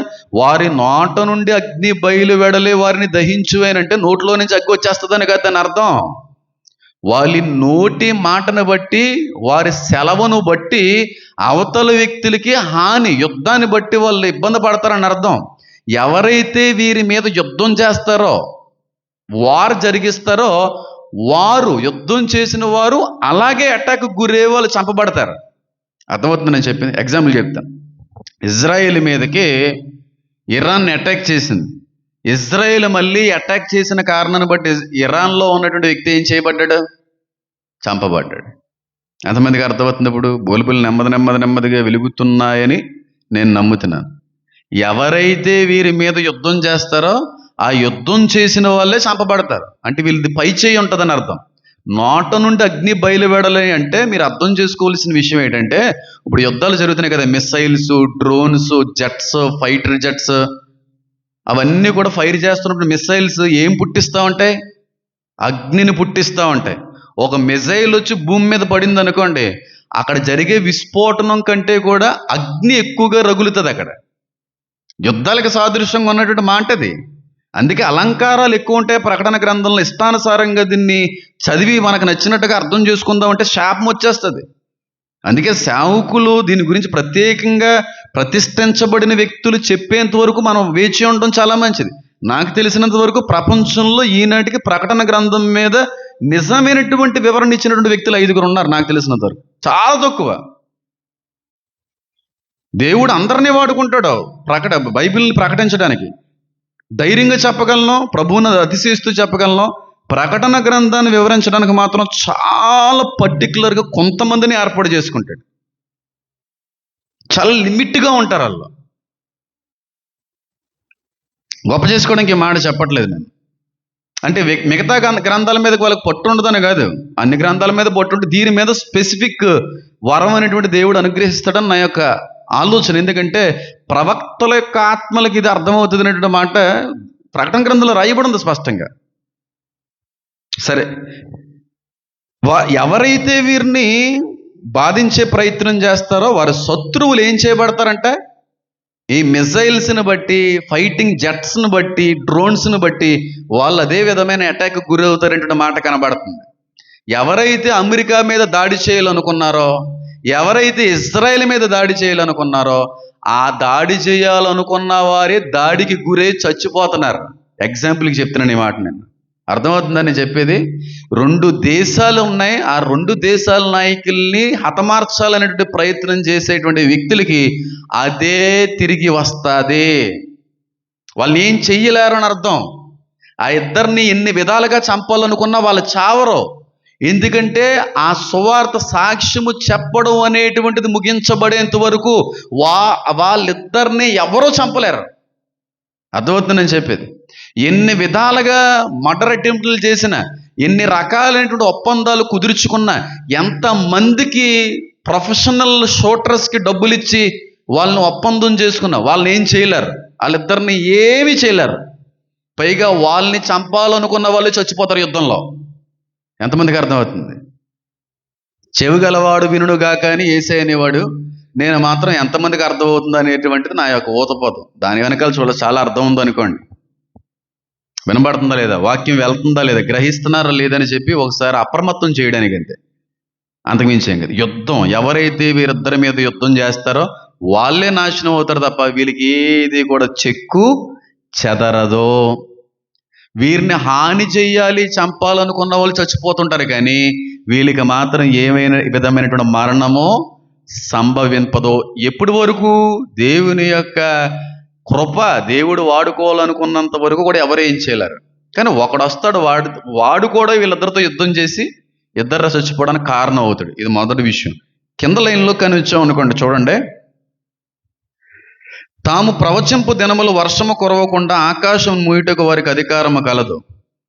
ఈ ప్రవచింపు దినములు గోనిపట్టు కట్టుకున్నారు అన్నీ మీరు ఆలోచిస్తున్నప్పుడు ఏలియా కాలంలో ఆ ప్రవక్తల్లా ఉంటారేమో అని అనుకుంటారు చాలా మంది. అది కాదు. ఏ టైంలో ఏ జనరేషన్లో ఆ విధమైనటువంటి రీతిలో వాడుకుంటాడు. అప్పుడులా గోనిపట్లు వేసుకొని వచ్చి ఆ తేనె తాగేసి గడ్డలు పెంచుకొని ఏమి ఉండదు. ఒక్కొక్క జనరేషన్లో ఒక్కొక్క రకమైనటువంటి డెవలప్మెంట్ ఉంటుంది. దాని ప్రకారంగా వెళ్తూ ఉంటాం. ఇవన్నీ అలంకారాలే. చూడండి, తాము ప్రవచింపు దినములు వర్షము కురవకుండా ఆకాశం మూయుటకు వారికి అధికారము కలదో. వాళ్ళు బహిరంగంగా ఈ విషయాల్ని ప్రవచించినంత కాలము కూడా ఆకాశము నుండి ఏం కురవదంట? వర్షం కురవదంట. ఇది ఎవరికైనా అర్థమైతే చెప్పండి. ఒక 100 రూపీస్ డైరీ మిల్క్ చాక్లెట్ ఇస్తాను. దీన్ని కూడా చాలామంది ఏలియాకి సాదృశ్యంగా ఉందని అంటూ ఉంటారు. ఎందుకంటే ఏలియా కూడా ప్రవచించాడు కదా, వర్షం కురవలేదు కదా. సమరయ ప్రాంతంలో వర్షం కురవకుండా ఆహాబు కాలంలో ఏలియా ప్రవచించాడు కనుక, శపించాడు కనుక ఈ వ్యక్తి ఏలియాయే అని అంటూ ఉంటారు. అయితే ఏలియా శపించినప్పుడు సమరయ ప్రాంతం, ఆ ప్రాంతమే వర్షం కురవలేదా, లేదా ప్రపంచం అంతా కురవలేదా? చెప్పండి. మరి ఏలియా ఎందుకు అవుతాడు? ఇలా చిన్న చిన్న పాయింట్లతో మనం వాళ్ళకి అర్థమయ్యే విధంగా చెప్పొచ్చు. కానీ ఇక్కడ భూనివాసులందరికీ కూడా వర్షం కురవనటువంటి పరిస్థితులు తీసుకొని వచ్చి పెడతారంట వీళ్ళిద్దరూ కూడా. చూడండి ఎంత అద్భుతమైన మాట ఉందో చూడండి.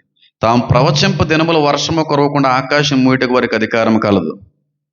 వర్షం కురవలేదు అనుకోండి, వెంటనే సంభవించేటువంటి విషయం ఏంటో చెప్పండి. అది అంతే, సింపుల్. అది వర్షం కురవకుండా వాళ్ళు చేశారంటే దాని అర్థం ఏంటో తెలుసా? పంటలు పండకుండా, ఆహారం దొరకకుండా చెయ్యడానికి కారణమైనటువంటి వ్యక్తులు వీళ్ళిద్దరు. బెస్ట్ ఎగ్జాంపుల్ ప్రస్తుత దినాలను బట్టి ఇద్దరినే చెప్తున్నాం కాబట్టి మీకు చెప్తున్నాను. ఇప్పుడు కరువు రావడానికి, ఆయిల్ క్రైసిస్ రావడానికి, తినడానికి తిండి కూడా దొరకనటువంటి రోజులు రావడానికి కారణమైన ఇద్దరు వ్యక్తుల పేర్లు చెప్పండి. పోనీ రెండు దేశాల పేర్లు చెప్పండి. ఒకటి అమెరికా, ఒకటి ఇజ్రాయెల్. ఒకడు ట్రంప్, ఒకడు నెతన్యాహు. వీళ్ళిద్దరూ ప్రారంభించిన యుద్ధాన్ని బట్టి ప్రపంచం అంతా ఆయిల్ లేని పరిస్థితులకు వచ్చేసింది. అర్థమవుతుంది నేను చెప్పేది? అలా ఉంటుంది. అంతగా దూషించబడతారు, అంతగా ద్వేషించబడతారు, అంతగా తిట్టుకుంటారు ఇద్దరిని కూడా. నేను ఎగ్జాంపుల్ చెప్తున్నాను, ట్రంప్ని నెతన్యాహుని. వారే నిజమైనటువంటి వాళ్ళు అయితే చాలా సంతోషం.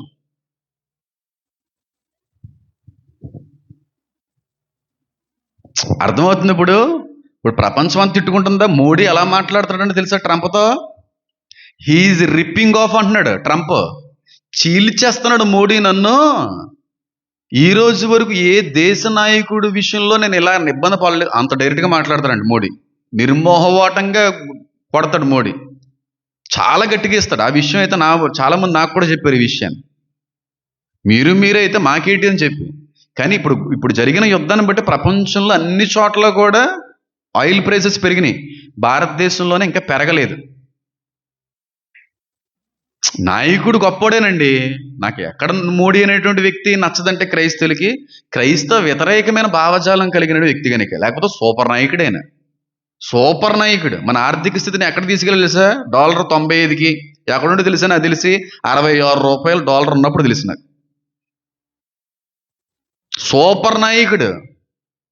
డిమానిటైజేషన్ ఉంచండి, పెద్ద నోట్లు రద్దు, మొత్తం కుబేర్లు అందరూ కూడా రాత్రి ఫ్యూజులు నరాలు అనేది అయిపోయినాయి వాళ్ళకి. ఇంకో విషయం తెలుసా? ఈ రోజు కనుక ఆస్తి సంపాదించుకోలేదు ఆయన, జీతం తీసుకోడంట. చాలా గొప్ప నాయకుడు. ఏ విషయంలో ఆయన నచ్చట్లేదంటే క్రైస్తవ వ్యతిరేకగా పనిచేస్తున్నారు. నేను అందుకే ఇంటర్వ్యూలో కూడా బహిరంగంగా అక్కడ ఉన్న పార్టీ వాళ్ళందరికీ వెళ్తాని నేను మళ్ళీ చెప్తున్నాను. నరేంద్ర మోడీ గారండి, క్రైస్తవుల వల్ల మాత్రం భారతదేశానికి ఏ విధమైన నష్టం రాదని డైరెక్ట్గా కెమెరా ఫోకస్ అయ్యి నేను చెప్పాను. అందుకే మీరు అనుకుంటున్నారు అలా కొంతమంది మాటలు మీరు నమ్మి క్రైస్తవుల వల్ల ఏదన్నా డ్యామేజ్ జరుగుతుందేమో, నష్టం జరుగుతుందేమో అని అనుకుని వెనకాల నుంచి వచ్చే ఒత్తిడి కూడా అలాంటిదండి. క్రైస్తవ వ్యతిరేకమైనటువంటి ఆ ముద్ర కానీ, లేకపోతే సూపర్ నాయకుడైనా. క్రైస్తవులను చాలా మంది ఆయనకి సపోర్ట్ చేసి చాలా మంది కనబడుతున్నారు. అంత స్ట్రాంగెస్ట్ లీడర్షిప్ కలిగినటువంటి వ్యక్తి. ఇప్పుడు చైనా వెళ్తున్నారు, సౌదీ వెళ్ళాడు, ఆల్రెడీ అమెరికాకి సంబంధించిన దిగ్గజాలందరూ కూడా చైనాలో దిగారు. ఏం జరుగుతుందంటే కొన్ని విషయాలు వాళ్ళు చెప్పకుండా మాట్లాడకూడదు. నాకు అర్థమైంది అనుకోండి. బాగా కళ్ళ ముందు సినిమా ఆడేసింది. వాళ్ళు ఎందుకు వెళ్ళారు, ఏం చేయబోతున్నారు చూస్తూ ఉండండి. ఇజ్రాయేల్ మీద రష్యా దాడి చేస్తుంది ముందు రోజుల్లో. చూస్తూ ఉండండి. అమెరికా ఇజ్రాయేల్ కలిసి, లేదంటే అమెరికా తప్పుకున్న తర్వాత ఇజ్రాయేల్ ఇరాన్ని లేకుండా లేపేస్తుంది. ఇరాన్ మీద ఫుల్ మొత్తంలో దాడి చేయబోతుంది. ఇరాన్కి సపోర్ట్ చేసేటువంటి దేశస్తులందరినీ కూడా మీరు రాకండి, ఇంటర్ఫీర్ కాకండి అని చెప్పడంతో పాటుగా కొన్ని బిజినెస్ డీల్స్ కూడా చేసే ప్రయత్నం, ఆలోచన వాళ్ళు కలిగి ఉన్నారు. ఇరాన్ వల్ల ఇప్పుడు మనకి ప్రపంచంలో ఆయిల్ రావట్లేదు, ఆపేస్తున్నారు. అక్కడ మేము ఇవ్వమో కాంప్రమైజ్ అవ్వంటున్నారు. యురేనియం అనేటువంటిది ఇచ్చేయండి రా, దానివల్ల దేశాలకి ప్రజలకి నష్టం రా, దాన్ని అనవసరంగా టెర్రరిస్టులు వాడుకుంటారో వద్దు అంటుంటే మేము దాన్ని ఇవ్వము, దాన్ని తయారు చేయడం ఆపమంటున్నారు. ఇప్పుడు ఇరాన్ కానీ ఆయిల్ అందరికీ యథావిధిగా ముందులాగే పంపించేస్తామని అన్నారనుకోండి, ఈ కరువు రాదు. ఇప్పుడు మోడీ గారు కూడా చెప్తున్నారు కదా, ఫ్యూచర్ డేస్లో పెట్రోల్ దొరకదు, గ్యాస్ దొరకదు, ఆహార నిల్వలు ఉంచుకోండి, లాక్డౌన్ విధించబోతున్నాం, ఆన్లైన్ క్లాసెస్ పెట్టండి. ఏంటి, దేశానికి సంబంధించిన ప్రధానమంత్రి కాన్వేలోనే కొన్ని కార్లు పక్క తీశారంట. ఆయనకి ఎంత థ్రెట్ ఉందో తెలుసా? మోడీ గారికి ఎంత థ్రెట్ ఉందో తెలుసా? అలాంటి సెక్యూరిటీ మధ్యన వెళ్ళేటువంటి ప్రధానమంత్రి కాన్వేలో కార్లనే తీయించేశాడు. ఎందుకంటే పెట్రోల్ కొరత వచ్చిందని. నారా చంద్రబాబు నాయుడు గారు 11 కార్లతో ఆయన సెక్యూరిటీ వెళ్తుంది. ఇప్పుడు 4 కార్లే ఉన్నాయి ఆయనకి. ఒక దేశ రాజకీయ ఏమంటారు దాన్ని, చీఫ్ మినిస్టర్ అయినా వాళ్ళే ఆ పరిస్థితులకు వచ్చారంటే మనం ముందు రోజులు అలాంటి పరిస్థితులు రాబోతున్నాం చూడండి. దాని అంతటికి కారణం ఎవరు? ఇరాన్ ఏమో ఒప్పుకోవట్లేదు. ఇంక వీళ్ళు చూస్తారు. అసలు వీళ్ళకి ఇంత అవకాశం ఇవ్వడం ఎక్కువ. పూర్తిగా ఇరాన్ లేపేస్తే ఇరాన్ మీద అధికారం మనకు వస్తుంది అనే ఆలోచనలో వాళ్ళు ఉన్నారు. ఇరాన్ ఒప్పుకోవట్లేదండి. చెప్పే ప్రయత్నం చేసినా వాళ్ళు ఒప్పుకోవట్లేదు. ఇరాన్నే పూర్తిగా వీళ్ళు ఆధీనంలో తీసుకున్నారు అనుకోండి, అప్పుడు ఆయిల్ మళ్ళీ ఫ్రీగా వెళ్తుందా వెళ్దా? అది వాళ్ళ ప్లాన్. ఇరాన్ని గట్టిగా కొడతారు, ఇరాన్ని వదలరు. రష్యా ఇజ్రాయెల్ను కూడా కొడుతుంది. ఇరాన్ వాళ్ళు అమెరికాకు సంబంధించినటువంటి బేసెస్ను కొట్టేస్తారు. అమెరికా యొక్క సిద్ధాంతం ఏంటంటే ఎవరైనా వాళ్ళ మీద దాడి చేస్తే మళ్ళీ తిరిగి దాడి చేయొచ్చు అనేటువంటిది వాళ్ళ సిద్ధాంతం. వాళ్ళ యొక్క ఏమంటారు దాన్ని, మన మన తెలుగులో మన మన దేశానికి ఉంది కదా బుక్, ఏమిటి మర్చిపోయిన పేరు రావట్లేదు. ఆ? ఆ? రాజ్యాంగం. వాళ్ళకు ఉన్నటువంటి రాజ్యాంగం. ఎవరన్నా మా మీద దాడి చేస్తే వాళ్ళు మళ్ళీ దాడి చేస్తారు. ఈ విధమైన చర్చలు జరుగుతున్నాయి. దీని అంతటికి కారణం ఎవరు? ఒకటి ట్రంప్, ఒకటి నెతన్యాహు. వీరి వల్లే ఇప్పుడు ఫుడ్ క్రైసిస్ రాబోతుంది. వీరి వల్లే ఆయిల్ క్రైసిస్ రాబోతుంది. ఆయిల్ లేకపోవడం వీళ్ళ వల్ల. వీళ్ళు చేశారు ఆ యుద్ధాన్ని, స్టార్ట్ చేసిందే వీళ్ళిద్దరూ. ఇరాన్ సుప్రీం లీడర్ని వెళ్ళి పేల్చేసి లేపేసింది ఎవరో? ఒకటి అమెరికా, ఒకటి ఇజ్రాయెల్. వీరిద్దరి వల్లే యుద్ధం రేస్ అయింది. నేను అప్పుడు చెప్తున్నాను, ఇప్పుడు చెప్తున్నాను. పెద్ద పెద్ద అనలిస్టులు కూడా 3 రోజుల్లో యుద్ధం చల్లారిపోద్దండి, ట్రంప్ గారి యొక్క స్వభావం ఏంటో తెలుసండి అన్నారు. నేను ఏమన్నాను తెలుసా? ఆగదండి, ఆగదండి. ఎన్ని చెప్పాను అన్ని తోచ తప్పకుండా అన్నీ నెరవేరుతున్నాయి. ఎందుకంటే వాటన్నిటిని దేవుడి మూలంగా చూసిన వ్యక్తిని ధైర్యంగా చెప్పగలను. నేను ధైర్యంగా చెప్పగలను.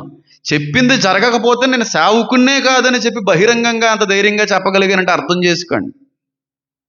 ఎన్ని మెసేజ్లు వస్తున్నాయంటే, ఎంతమంది అంటే వాట్సాప్ ఇంకా పేలిపోద్దేమో అనిపిస్తుంది. అన్ని రకాలైన మెసేజ్లు. వాళ్ళ సలహాలు అడుగుతున్నారు, వ్యక్తిగత సలహాలు, కుటుంబ సలహాలు. ఏం చేయమంటారు, ఈ ఫండ్ ఏం చేయమంటారు, లేకపోతే ఎక్కడ పెట్టుబడి, డబ్బులు ఎన్ని అంటే. వాళ్ళు కొంతమంది అన్నారు, అన్న ఒకప్పుడు వరకు ఇలా మాట్లాడుతున్నారేంటి పాస్టర్ గారు అని అనుకునే వాళ్ళం, కానీ ఈ రోజున మీ మీద మరింత గౌరవం పెరిగిందన్న, మీ మీద మరింత నమ్మకం పెరిగిందన్న. మీరు చెప్పిన ప్రతి ఒక్క మాట కూడా తోత తప్పిపోకుండా నెరవేరుతున్నప్పుడు దేవుని మూలంగా వచ్చిన సేవకుడిని అర్థమవుతుందన్న. ఎవరు చెప్పారండి? భారతదేశంలో అయినా ప్రపంచంలో అయినా సరే ఇప్పుడు ఏలియన్స్ ఉన్నాయనేటువంటి ఆధారాలు బయట పెట్టిన తర్వాత చాలామంది పాస్టర్లు వచ్చి ఆ దురాత్మలో అని మాట్లాడుతున్నారు. కానీ ఆధారాలు పెట్టక ముందు నుంచి కూడా ఏలియన్స్ ఉన్నాయని వాదించిన ఏకైక వ్యక్తిని నేనే. ధైర్యంగా చెప్పగలను. ప్రభువునందు అతిశయిస్తూ, దేవుని బట్టి గర్విస్తూ ఈ మాట నేను చెప్పగలను. ఈ రోజున ఆధారాలు బయటపడిన తర్వాత ఉన్నాయండి, అవి బైబిల్ సంబంధించిన దయ్యాలండి అని చెప్పడంలో గొప్పతనం ఉందా? అసలు ఆధారం అనేటువంటిది లేకుండా, అసలు ఎవరో వాటిని చూడకుండా ఉన్నాయని చెప్పి ధైర్యంగా బల్లగుద్ది చెప్పిన ఏకైక సేవకుని ప్రభువుని బట్టి అతిశిస్తూ మాట మాట్లాడుతున్నాను. అవి కానీ లేకపోతే సేవ వదిలేస్తానని చెప్పి బెట్టింగ్ డైరెక్ట్గా నిన్ను ఇచ్చినటువంటి వ్యక్తిని, డైరెక్ట్గా సవాల్ ఇసిన వ్యక్తిని నేను. ఇప్పుడైతే కొంతమంది పాస్టర్లు ఉన్నారు, అమెరికన్ పాస్టర్స్, డెమాన్స్, బిబ్లికల్ డెమాన్స్ అని అంటున్నారు ఆధారాలు బయటపడిన తర్వాత. ఇప్పుడు తెలుగు రాష్ట్రాలకు సంబంధించిన పాస్టర్లు కూడా వచ్చి అవి ఏలియన్స్ అనేవి ఉన్నాయండి అని చెప్పినా చెప్తారు. ఎందుకు? బయట పడిపోయిన తర్వాత చెప్పడంలో ఏం విషయం ఉంది? కానీ చెప్పడం మంచిదే, అప్రమత్తం చేయడం మంచిదే. ఎంతవరకు ఎందుకు చేయలేదు? భయం. ఒకవేళ చెప్పిన తర్వాత అవి లేవంటే మనం బ్యాడ్ అయిపోతాం. అవి ఉన్నాయని చెప్పిన తర్వాత లేవన్నా బ్యాడ్ అవుతాం, లేవని చెప్పిన తర్వాత ఉన్నాయని తెలిసినా బ్యాడ్ అయిపోతాం. కనుక వీటి మీద మనం మాట్లాడకూడదురా అని సైలెంట్గా ఉన్నాను. నేను సైలెంట్గా ఉండలేదు, సైలెంట్గా ఎక్కడ ఉండలేదు. ఉన్నది ఉన్నట్టుగా నిరభ్యంతరంగా నిర్భయంగా చెప్పిన ఏకైక సేవకుని ఏలియన్స్ గురించి మళ్ళీ బలగుద్ది చెప్పగలను ఈ మాటను నేను. ఉన్నాయా లేదా? ఆధారాలు బయటపడ్డాయా లేదా? అది దేవుడు నోట పలికేటువంటి మాట. అంటే చెప్పలేదు. లాక్డౌన్ వస్తుందని సెప్టెంబర్ 2025లో చెప్పలేదు బహిరంగంగా.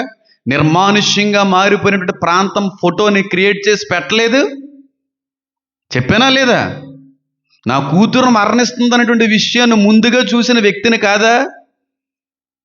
డాక్టర్లు ఒక 2 నెలల వరకు చూసుకోకర్లేదండి, హ్యాపీగా బ్రతుకుతారండి అని చెప్పిన ఆ అరక్షణంలోనే 20 రోజుల కంటే ఎక్కువ బతకడని చెప్పి అర్జెంటుగా బాప్తీసం ఇవ్వకపోతే ఈ వ్యక్తి యొక్క ఆత్మ నాశనం అయిపోతుందని చెప్పి డాక్టర్లు టైం ఇచ్చినప్పటికీ కూడా బలవంతంగా పంపించి రక్షణలోకి నడిపించిన తర్వాత అదే 20 రోజుల్లో చచ్చిపోయిన వ్యక్తి లేరా? పర్లేదమ్మా, ఒక 6 నెలల వరకు పర్లేదంటే ఏమంటే అర్జెంటుగా వీలైనంత త్వరగా బాప్తీసం ఇప్పించండి అంటే వాళ్ళ ఇంటికి స్వయంగా వెళ్ళి మంచం మీద పడిపోయిన వ్యక్తికి నీటి బాప్తీసం ఇచ్చిన 4-5 రోజులకు ఆ వ్యక్తి దేవుని రాజ్యాలకి ఎన్ని రోజులు లేవా? ఉన్నాయా లేవా? ఏది జరగలేదు? మా అమ్మగారు ఒక మాట అంటూ ఉంటారు, అనకూడదు ఈ మాట, జాతకాలు చెప్పేస్తాడండి వీడు. అది గొప్పతనం కాదు, దేవుడు ఇస్తే వచ్చిందంతే. జాతకాలు చెప్పడానికి నేను వచ్చానా? వాక్యం చెప్పడానికి వచ్చాను. కానీ అంటే భవిష్యత్తు గురించి దేవుడు మాట్లాడుతుంటాడు ఈ కుమారుడితో చిన్నతనం నుంచి కూడా. ఆవిడ యొక్క నమ్మకం అంతే. చిన్నతనంలో సంఘం ఎత్తబడ్డం అనేది చూసిన ఏకైక వ్యక్తిని నేను చెప్తున్నాను. సంఘం ఎత్తబడ్డం అనేటువంటిది ఎవరం చూడకుండానే మాయమైపోతాం. కానీ సంఘం ఎత్తబడేటువంటి దృశ్యాన్ని దర్శన రూపంలో నేను 7th క్లాస్లో చూసిన ఏకైక వ్యక్తిని నేను అందుకే అంటున్నా, నా జనరేషన్లోనే సంఘం ఎత్తబడుతుంది. నేను చూసిన సంఘం ఎత్తబడ్డం, మనుషులు అలా గాలిలో తేలడం అనేది నేను చూసిన వ్యక్తిని. ఇటువైపు నుంచి ఒక పెద్ద మదర్షిప్ ఆకాశంలో మొత్తం మూసేసిన మదర్షిప్ రావడం నేను చూశాను. అది చిన్నప్పుడు చూశాను. పెద్ద పెద్ద షాపింగ్ కాంప్లెక్సెస్లో మనుషులు బిక్కుమంటూ దాక్కుంటున్నటువంటి దృశ్యాన్ని నేను చూశాను. ఎర్రటి మైదానంలో టెంటలు వేసుకుని నివసిస్తున్నటువంటి ప్రదేశాలు నేను చూశాను. రోడ్ల మీద మనుషులు కార్లను వదిలేసి పరిగెడుతున్నటువంటి మనుషులను చూశాను నేను. ఎయిర్పోర్ట్లు నిర్మానుష్యంగా మారిపోయిన ఎయిర్పోర్ట్లను చూసిన వ్యక్తిని నేను. ఆకాశం నుండి పిట్టలు రాలిపోయినట్టు ఏరోప్లేన్స్ పిట్టల్లా రాలిపోవడం చూసిన వ్యక్తిని నేను. అది దేవుడు చూపించాడు నాకు. దేవుడు చూపించాడు. అన్నీ మాట్లాడుకుంటూ వస్తే చాలా ఉన్నాయి, ఇలా మాట్లాడుకోవడం చాలా ఉన్నాయి మాట్లాడుకోవాలనుకుంటే. 1, 2 ఎన్ని ఉన్నాయంటారు? లెక్క పెట్టగలమంటారా? కనేటువంటి తల్లి కూడా నమ్మలేదు. లేదు బేబీ ఈ జనరే. ఒకవేళ నేను చెప్పిన ఇది జరగకపోతే మీ గుమ్మల్లోకి మళ్ళీ అడుగు పెట్టను, గుర్తుపెట్టుకో. సొంత అమ్మ కూడా నమ్మలేదు. అబ్బే అయ్యి ఉండదురా అని చెప్పి. నేను చెప్తున్నాం కదమ్మా. వాళ్ళు నాకు ఫోన్ చేసి చెప్పే 2 నిమిషాల ముందు మన చర్చ్ గ్రూప్లో మెసేజ్ చేశాను. వాళ్ళు ఇంకా చెప్పలేదు ఎవరు పుట్టారన్నది కూడా. దేవుడిచ్చిన మహాకృప. ఇందులో నా గొప్పతనం ఏముంది? నా గొప్పతనం ఏదన్నా ఉందా? దర్శనాల అర్థం చెప్పేటువంటి తలాంత ఎవరికి ఇచ్చాడు? దానియేలుకి ఇచ్చాడు. దర్శనాలు చూసేవారిని దానియేలుకి ఇచ్చాడు, యోసేపుకి ఇచ్చాడు, ఏలియాకి ఇచ్చాడు, యోహానికి ఇచ్చాడు. అలా ఒక సాధారణమైన వ్యక్తికి, మనిషికి దేవుడిచ్చిన కృపే తప్ప ఇందులో కావాలనుకుంటా వచ్చిన ఏం కాదు కదండి. చూడండి, ఇప్పుడు పాస్టర్లు చాలా మంది ఉన్నాయండి ఏలియన్స్, అవి దురాత్మలండి అని. ఇప్పుడు చూడండి ఎంత బయటకు వచ్చి మాట్లాడతారు. సంతోషం మాట్లాడితే, కానీ అవి ఆధారాలు లేకముందే నిర్భయంగా ధైర్యంగా. చాలా అవమానించబడ్డాను నేను, చాలా అవమానించారు, చాలా సిగ్గుపరిచారు చాలామంది. పాస్టర్ అయి ఉండి ఇలా మాట్లాడుతున్నా పెట్టని చెప్పి వాళ్ళ పేర్లు నేను చెప్పను. దేవుడి దగ్గర మోకాళ్ళు వేసి బాధపడ్డాను. నువ్వు చూపించింది, నువ్వు చెప్పమన్నది చెప్పినందుకు నాకు అవమానం ఎదురైందయ్యా. ఆ అవమానం వెనకాల కూడా మేలు ఉందంటే స్వీకరిస్తాను, అంగీకరిస్తాను అని కళ్ళంటే నీళ్ళు పెట్టుకున్నాను. ప్రత్యేకంగా వీడియోలు చేశారు నా మీద యూట్యూబ్లో. నువ్వు చూపించిందే కదా, నువ్వు చెప్పమన్నదే కదా నేను చెప్పాను. ఈరోజు నువ్వు చూపించింది, నువ్వు చెప్పమన్నది చెప్పినందుకొరకు నేను అవమానించబడుతున్నానయ్యా. ఒక దొంగ సేవకుడిని ముద్ర వేయాలనే ప్రయత్నాలు చేస్తున్నారు అని కన్నీళ్ళు పెట్టుకున్న కొన్ని రోజులకి దేవుడు చూడండి ఎలా చేస్తున్నాడు. ప్రతి మనిషి ఏలియన్స్ని, వాటి గుర్తుల్ని ఆకాశంలో చూసే రోజులు రాబోతున్నాయి. ఏది కూడా తప్పిపోదు, ఒక్క మాట కూడా నిరర్ధకం కానేరదు. నేను డైరెక్ట్గా చెప్పగలను ఈ మాటని. ఒక్కడు కూడా మిస్లీడ్ అవ్వదు, ఒక్కడు కూడా జరగకుండా అయితే ఉండదు. ప్రతిదీ నెరవేరుతూనే వచ్చింది. ప్రతిదీ. నా కొడుకు డాక్టర్లో హాస్పిటల్లో ఉంచినప్పుడు ఒక ప్రాబ్లం వచ్చింది, మీ అందరికీ తెలుసు. అర్జెంటుగా నైట్ కానీ ట్రీట్మెంట్ ఇవ్వకపోతే పొద్దునకి మీ అబ్బాయి చచ్చిపోతాడు అన్నారు. సరే ట్రీట్మెంట్ ఇద్దాం అనుకునేటువంటి సమయానికి నేను అప్పుడే సేవలోకి వచ్చాను. స్టార్టింగ్ డేస్ ఇంటికి తీసుకొచ్చాడు దేవుడు. ఒక నిమిషం అర్థం కాదు, నాకు అలాగ అనిపిస్తుందా లేకపోతే దేవుడే మాట్లాడుతున్నాడు అనేటువంటి సందిగ్ధంలో ఉండిపోయాను. నా భార్య నన్ను తిట్టింది, నా ఇంటి వాళ్ళు నన్ను తిట్టారు, నా బంధువులు నన్ను తిట్టారు. హాస్పిటల్లో వచ్చే ఇంటికి అని ఎత్తుకొని తీసుకొచ్చేస్తుంటే డాక్టర్లు, నువ్వు అసలు కన్న తండ్రివేనేట్రా అన్నట్టు చూశారు. ఇంటికి వచ్చిన తర్వాత జంకపిల్ల పరిగెట్టాడు నా కొడుకు. మీరు అందరూ చూశారు ఆ విషయాన్ని. తర్వాత రోజు వెళ్ళి టెస్ట్ చేస్తే రాత్రికి రాత్రి ఈ వైట్ బ్లడ్ అంతా ఎలా పెరిగిందో మాకే ఇది సజీవంగా జరిగిన సాక్ష్యం కాదా? ఎక్కడి నుంచి వచ్చిందా బ్లడ్? నా యేసే పోస్తే వచ్చింది. చూచి నమ్మువాడి కంటే చూడక నమ్మువాడు. నేను గుడ్డుగా నమ్ముతాను దేవుని యొక్క స్వరాన్ని. నాకు దేవుడు అంటే పిచ్చి, ప్రాణం. ఏది చూపించినా ఏది మాట్లాడినా మళ్ళీ రివర్స్లో మాట్లాడడం నాకు తెలియదు. మీరు ఏదంటే అది ప్రభువా, ఒకవేళ అలాగ అయినా ఇదిగో వెళ్ళి అక్కడి నుంచి కింద వెళ్ళిపోతాను డైరెక్ట్గా. అంత అపరిమితమైన విశ్వాసం ఆయన స్వరం మీద, మెల్లగా మాట్లాడేటువంటి ఆయన యొక్క స్వరం మీద, ఆయన దర్శనం మీద, ఆయన పలుకు మీద అపరిమితమైనటువంటి నమ్మకం. అలాగే గౌరవించిన వాళ్ళు చాలామంది మేలు పొందుకున్న వాళ్ళు ఉన్నారు. కొంత అనుమానపడి ఇష్టానుసారంగా చేసుకున్న వాళ్ళు నష్టపోయిన వాళ్ళు కూడా ఉన్నారు. వాటి గురించి నేను ఎత్తాలనుకోవట్లేదు. కొంతమంది దేవుడు అలా ఏర్పాటు చేసుకుంటాడేమో అని అనిపిస్తూ ఉంటుంది అంతే. చూడండి, వాక్యానికైనా మనం గమనించినట్టయితే చూడండి, వాళ్ళకి ఇష్టమైనప్పుడల్లా ఫస్ట్ సార్, తర్వాత చూడండి, వర్షము కురవకుండా ఆకాశం మూయటకు వాడికి అధికారము చెప్పండి కలదు. పహల్గామ్ అటాక్ జరగకముందు 2 నెలల ముందు నేను డైరెక్ట్గా పోస్ట్ రిలీజ్ చేశాను. భారతదేశం మీదకి భయంకరమైన ఉగ్రదాడి జరగబోతుందని చెప్పి 2 monthsలో పహల్గామ్ అటాక్ జరిగింది. గుర్తుందో లేదో? ఎంతమంది గుర్తుందో నాకు తెలియదు. ఇంకా చాలా ఉన్నాయండి, మర్చిపోయినాయన్ని. కాబట్టి ఈ ఇద్దరు కూడా ఈ 2 దేశాల వల్ల ప్రపంచం కరువును అనుభవిస్తుంది, క్రైసిస్ను అనుభవిస్తుంది, ఇబ్బందులు పడతారు. బెస్ట్ ఎగ్జాంపుల్ కానీ ఇద్దరిని చెప్తున్నాం కనుక అమెరికా, ఇరాన్ బట్టి ప్రస్తుతం ప్రపంచం అంతా ఆయిల్ క్రైసిస్ రావడానికి, ఫినాన్షియల్ క్రైసిస్ రావడానికి, లాక్డౌన్లు రావడానికి, అన్నిటికీ మించి ఫుడ్ తినేటువంటి పరిస్థితులు కూడా ముందు రోజుల్లో రాకపోవడానికి, అన్నిటికీ మించి నిత్యావసర సరుకులు పెరగడానికి, అన్నిటికీ మించి గ్యాస్ రాకపోవడానికి కారణం ఎవరో వీళ్ళిద్దరిని ప్రపంచం ఎంత తిట్టుకుంటుందంటే అంత తిట్టుకుంటుంది. రాబోయే ఇద్దరు సాక్షులను కూడా ఇలాగే తిట్టుకుంటారు. ఇద్దరు కూడా యుద్ధాలు ప్రారంభిస్తారు, యుద్ధాలు చేస్తారు. అందుని బట్టి కరువు సంభవిస్తుంది. ఆకాశం నుండి వర్షం కురవకుండా ఉంది అనే మాట కరువుకు సాదృశ్యంగా ఉంది.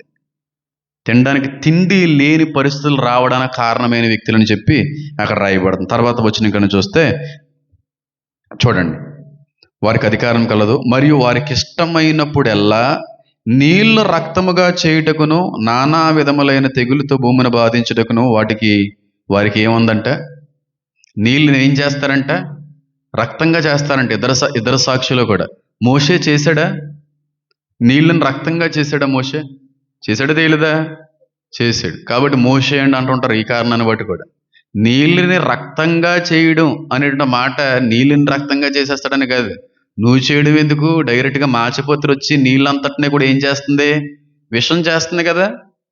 వాళ్ళు రక్తం తాగుతారని బైబిల్లే ప్రవచిస్తుంది కదా. మరి నీళ్ళని రక్తంగా చేయడం అంటే ఏంటండి చెప్పండి? వారికి ఇష్టమైనప్పుడల్లా నీళ్ళని రక్తముగా చేయగలిగేటువంటి అధికారం ఉందన్న కదా. దాని అర్థం ఏంటి చెప్పండి? దాని అర్థం ఏంటంటే రక్తపాతాన్ని సృష్టించేటువంటి వ్యక్తులు. రక్తపాతం అనేటువంటి మాట విన్నారా? రక్తపాతానికి కారణకులండి వీళ్ళందరూ. ఎంతమంది బలి కోరుకున్నారండి? ఎంతమంది రక్తం ప్రవహించిందండి? ఎంత పాతానికి కారణం అయ్యారండి అని వింటుంటారు కదా. చాలా మంది చనిపోవడానికి కారణం వీళ్ళిద్దరూ. వీళ్ళు మొదలుపెట్టిన యుద్ధాలను బట్టి, వీళ్ళు చేసిన దాడులను బట్టి, వీరు తీసుకున్నటువంటి నిర్ణయాలను బట్టి చాలా ప్రాణ నష్టం జరిగింది. రక్తపాతం ఎక్కువ జరిగింది. యుద్ధాల వల్ల ఎంతమంది చనిపోతారు? ఇంతమంది రక్తపాతానికి కారణం వీళ్ళిద్దరే అని ప్రపంచం అంతా బాధపడుతుంటుంది. వీళ్ళిద్దరే వీళ్ళ వల్లే ఎంతమంది ప్రాణాలు కోల్పోతున్నారు. వీళ్ళ వల్లే ఇంత రక్తపాతం జరుగుతుంది. కేవలం వీరిద్దరి వల్లే ఇంత భయంకరమైన వినాశనం జరుగుతుందని ఈ ఇద్దరిని బట్టి ఆనాటి ప్రపంచం అంతా కూడా బాధపడుతూ ఉంటుంది. అలాంటి సందర్భంలో ఏ ప్రపంచమైతే వీరిద్దరిని బట్టి ఏడుస్తుందో ఆ ఇద్దరిని లేపేసాడు అనుకోండి. ఎవడన్నా వచ్చి వాడు హీరో అవుతాడా, జీరో అవుతాడా? అది ఇప్పుడు బరాక్ ఒబామా అనేటువంటి వ్యక్తి ఎందుకు హీరో అయ్యాడో తెలుసా? లాడెన్ అనేటువంటి వ్యక్తిని లేపేశాడు కనుక. ట్విన్ టవర్స్ను కొట్టినటువంటి వ్యక్తి లాడెన్ అంటా ఉంటారు, కొంతమంది వేరేగా అంటా ఉంటారు. అర్థమైంది ఇప్పుడు నేను చెప్పింది? ఇప్పుడు మన దేశం మీదకి ఎవరో ఉగ్రమేకులు వచ్చి దాడి చేశారండి. మన ప్రధానమంత్రి వారి యొక్క ఆర్డర్ను బట్టి మన సైన్యం కూడా వెళ్ళి రాత్రికి రాత్రి స్టింగ్ ఆపరేషన్ చేసి లేపి పడేసింది. మోడీ గారు హీరో అయ్యారా, విలన్ అయ్యారా? ఏ ఇద్దరిని బట్టి అయితే ఆనాటి కాలంలో ప్రపంచం అంతా కూడా బాధను అనుభవిస్తూ ఉంటుందో, ఆ బాధకి కారణమైనటువంటి ఆ ఇద్దరిని చంపి వీడు ఇంకా పేరు సంపాదించేసుకుంటాడు యాంటీ క్రైస్ట్ అనే వ్యక్తి. ఎంతమందికి అర్థమవుతుంది నేను చెప్పేది? నీళ్లు రక్తమునుగా చేయడానికి వాళ్ళకి అధికారం ఉందంటే రక్తపాతాన్ని సృష్టించేటువంటి వ్యక్తులని అర్థం. ఇంకా మనం చదువుకుంటూ పోతే చాలా అర్థాలు ఉన్నాయి. దానికి ఉపమాన రీతిలో సొదొమనియు గొమొర్రానియు పేద విషయాలు అన్నీ. కానీ చెప్పాలనుకున్నదే సకల జనములకి సువార్త ప్రకటించబడ్డం అనే దాని గురించి మాట్లాడదాం కనుక దీనికి టచ్ చేయాలనుకోవట్లేదు. కాబట్టి సంఘం ఎత్తబడ్డానికి అంతానికి సంబంధం లేదు. సంఘం ఎత్తబడేటువంటి సమయానికి ముందు కూడా అందరికీ సువార్త అందదు. సంఘం ఎత్తబడిన తర్వాత 7 ఏళ్ల శ్రమల కాలంలో చాలా మందికి సువార్త వెళ్తుంది. ఎందుకంటే వీళ్ళు డైరెక్ట్గా ప్రొఫెస్ చేస్తూ ఉంటారు, ఏసే దేవుడు, ఏసే దేవుడు, ఏసే రాబోతున్నాడు, ఏసే రాబోతున్నాడు అని వీళ్ళు చెప్పడంతో పాటుగా వాడే యాంటీ క్రైస్ట్ అనేటువంటి మాట లైవ్ మొత్తం ప్రపంచం అంతా వింటదా లేదా? దేశాలన్నీ వింటాయా లేదా? నేషన్స్ అన్నాడు, అందుకే అక్కడ కొండలో అనలేదు, దాచబడిన వారు అని అనలేదు. ఇంకా మిగిలిన వాళ్ళు ఉంటారు చూడండి, 1000 ఏండ్ల పరిపాలన, వాళ్ళందరూ కూడా వెళ్ళిపోద్ది సువార్త. వెళ్ళకుండా అసలు అంతం రాదు. అర్థమవుతుంది నేను చెప్పింది లేదా మీకు? కాబట్టి నా యొక్క ప్రయాస, ఈరోజు చాలామంది భారంతో సేవ చేస్తున్నారు, నేను గమనిస్తున్నాను. చాలామంది ఒకప్పుడు ఏమీ ఆశించకుండా, కానుకలు అడగకుండా, కానుకపాట లేకుండా కూడికల్ని ఏర్పాటు చేసేటువంటి వ్యక్తిని అని చెప్పి ఆనందించేవాడిని, ప్రభువుని బట్టి అతిశయిస్తూ ఉండేవాడిని. ఉచితంగా సువార్త ప్రకటిస్తున్నాను నా ప్రాంత ప్రజలకి అనేటువంటి ఉద్దేశంతో, మీ అందరి సహకారంతో. అలాంటి వాళ్ళు ఒకలే కదా, చాలామంది ఉన్నారు. నేను వెళ్తున్నాం కదా, నాకు అర్థమవుతుంది. మీటింగ్లు ఏర్పాటు కానుకలు సేకరించడం తప్పనేం కదండి. ఒక్కొక్కరికి ఒక రకమైనటువంటి డెసిషన్స్ ఉంటాయి, తీర్మానాలు ఉంటాయి. కానుకలు సేకరించడం తప్పేముంటుంది? కానుకలు సేకరించి వాటిని మళ్ళీ కుడుకుల నిమిత్తం ఉపయోగించడం తప్పేమీ లేదు. అంటే మీరు ఇస్తున్నారు కనుక అలా సరిపోతుంది అంటున్నాను కాబట్టి చెప్తున్నాను. సరిపోకపోతే మనం కూడా అలా చేస్తామేమో, మనకేం తెలుసు? కాబట్టి కొన్ని ప్రాంతాలకు వెళ్తున్నప్పుడు ఎంత భారంతో పరిచయం చేస్తున్నారంటే అంత భారంతో పరిచయం చేస్తున్నారు. నేను చాలా దూరం వెళ్ళి వచ్చాను కదా. అమ్మగారి వయసు సుమారుగా 60 నుంచి 70 ఉంటుంది కదండి. 60-70 సంవత్సరాల వయసు ఉంటుంది. ఆవిడ పేరు నిర్మలమ్మ. నిర్మలమ్మ ఎంతే ఉంది ఆవిడ, ఎంతే. నేను ఒకప్పుడు విజయనగరంకి వెళ్ళి వాక్యం చెప్పడానికి వెళ్ళినప్పుడు ఆవిడ నా వాక్యాన్ని విని ఆకర్షించబడింది. ఆ పాస్టర్ గారు మా దగ్గరికి వస్తారా, పిలిస్తే వస్తారండి. అక్కడ ఉన్నటువంటి వ్యక్తులతో మాట్లాడి వాళ్ళ ద్వారాగా ఈవిడ మీటింగ్కి ఒప్పించుకుందాం అనమాట, వస్తానండి అని చెప్పి. ఇంతే ఉంటుంది ఆవిడ, 60-70 సంవత్సరాల వయసు ఉన్న వ్యక్తి. ఆవిడ 7th క్లాస్లో ఉన్నప్పుడు దేవునికి ప్రతిష్ఠించేసుకుంది. ఆవిడ 7th చదువుతున్నప్పుడు దేవుడికి సమర్పించేసుకుంది ఆవిడ జీవితాన్ని. సమర్పణ అనేటువంటిది బంగారం, వస్తువులు, బొట్టులు కాదు. సమర్పణ అనేది జీవితాన్ని సమర్పించాలి. అది సమర్పించుకోవడం అంటే. నా కూతురుని అలా సమర్పించుకున్నాను, కానీ అవ్వలేదు. దేవుడికి ఇష్టం లేదేమో, ఏనన్నా ఉండొచ్చు దాని వెనకాల. 60-70 సంవత్సరాల వయసు ఎంత ఉంది ముసలావిడి. పేరు నిర్మలమ్మ. సంవత్సరానికి ఒకసారి బహిరంగంగా ఒక కూడికని ఏర్పాటు చేస్తూ ఉంటుంది. హరహర కళ గురజాడ కళాభవన్లోనో కళాక్షేత్రంలోనో ఎక్కడో ఏర్పాటు చేసింది ఆవిడ. ముందు రోజు అనిల్ కుమార్ గారు వేరే వాళ్ళు పిలుచుకుంటే వాళ్ళు వచ్చారు, నన్ను మాత్రం ఈవిడ పిలుచుకుంది. 7th క్లాసులో ఉన్నప్పుడు ఆవిడ జీవితాన్ని దేవుడికి సమర్పించేసుకుంది. పెళ్లి చేసుకోలేదు, పిల్లలు లేరు, కుటుంబం లేదు, ఏమీ లేదు. 2 చిన్న సంఘాలు. అంత అద్భుతమైన భారాన్ని ఎత్తుకొని అన్ని లక్షల రూపాయలు వెచ్చించి ఆ ఒక్కరోజు కూడిక చేయడంలో ఉన్న ఉద్దేశం ఏంటో తెలుసా? ఏ క్రీస్తు అయితే ఆరోహణమయ్యాడో ఆ క్రీస్తు మరలా రాబోతున్నాడో అని చెప్పించడానికి ఆవిడ యొక్క ప్రయత్నం. ఎంత గొప్ప మనస్తత్వం చూడండి, ఎంత అద్భుతమైనటువంటి అనుభవం చూడండి. 7th క్లాస్లో సమర్పించుకొని పెళ్లి చేసుకోకుండా దేవుని సేవ చేస్తూ బ్రతికేయాలి అని తీసుకున్న తీర్మానం, అది సమర్పణ, అది తీర్మానం. అంటే పెళ్లి చేసుకోలేదు, పిల్లలు కనలేదు, చిన్న సంఘాలండి. ఫోన్ చేశారు, నేనే చేశాను. అంటే వేరే వారి ద్వారాగా మాట్లాడేస్తున్నారు ఆవిడ. అంటే నేను మాట్లాడడం అని అనుకున్నారో ఏంటో, నేనే కావాలని చేశాను. నాతో మాట్లాడడానికి ఆవిడ ఇబ్బంది పడుతున్నారని చెప్పి, సార్ మీరు ఫోన్ చేశారు ఏంటి సార్ అంది ఆవిడ. నేను ఫోన్ చేయకపోతే ఎవరు ఫోన్ చేస్తానమ్మా, ఏంటి అసలు మీరంటే మాట్లాడి, సార్ నేను కానుక ఎంత ఇచ్చుకోగలను, ఎంత ఇచ్చుకోలేనంటే, అమ్మా మీకు ఎంత ఇవ్వాలనుకుంటే ఎంత ఇవ్వండి, లేకపోయినా నాకు ఇబ్బంది ఏమీ లేదు. అలా కదా సార్, చాలా దూరం నుంచి వస్తారు కదా అన్నారు. సరే అని ఎంతో అమౌంట్ చెప్పింది. సరే అమ్మా అన్నాను. సార్ నాకు ఇంకొక విషయం ఏంటంటే, నేను అక్కడ హైలైట్ ఏంటంటే అండి,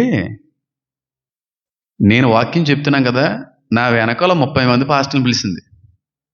అలా పిలుస్తుందంట. ఆ పిలిచిన ప్రతి పాస్టర్ గారికి జత బట్టలు, ప్రతి పాస్టర్ గారి చేతిలో కానుక. ఆవిడికి అదొక రకమైనటువంటి తత్వం.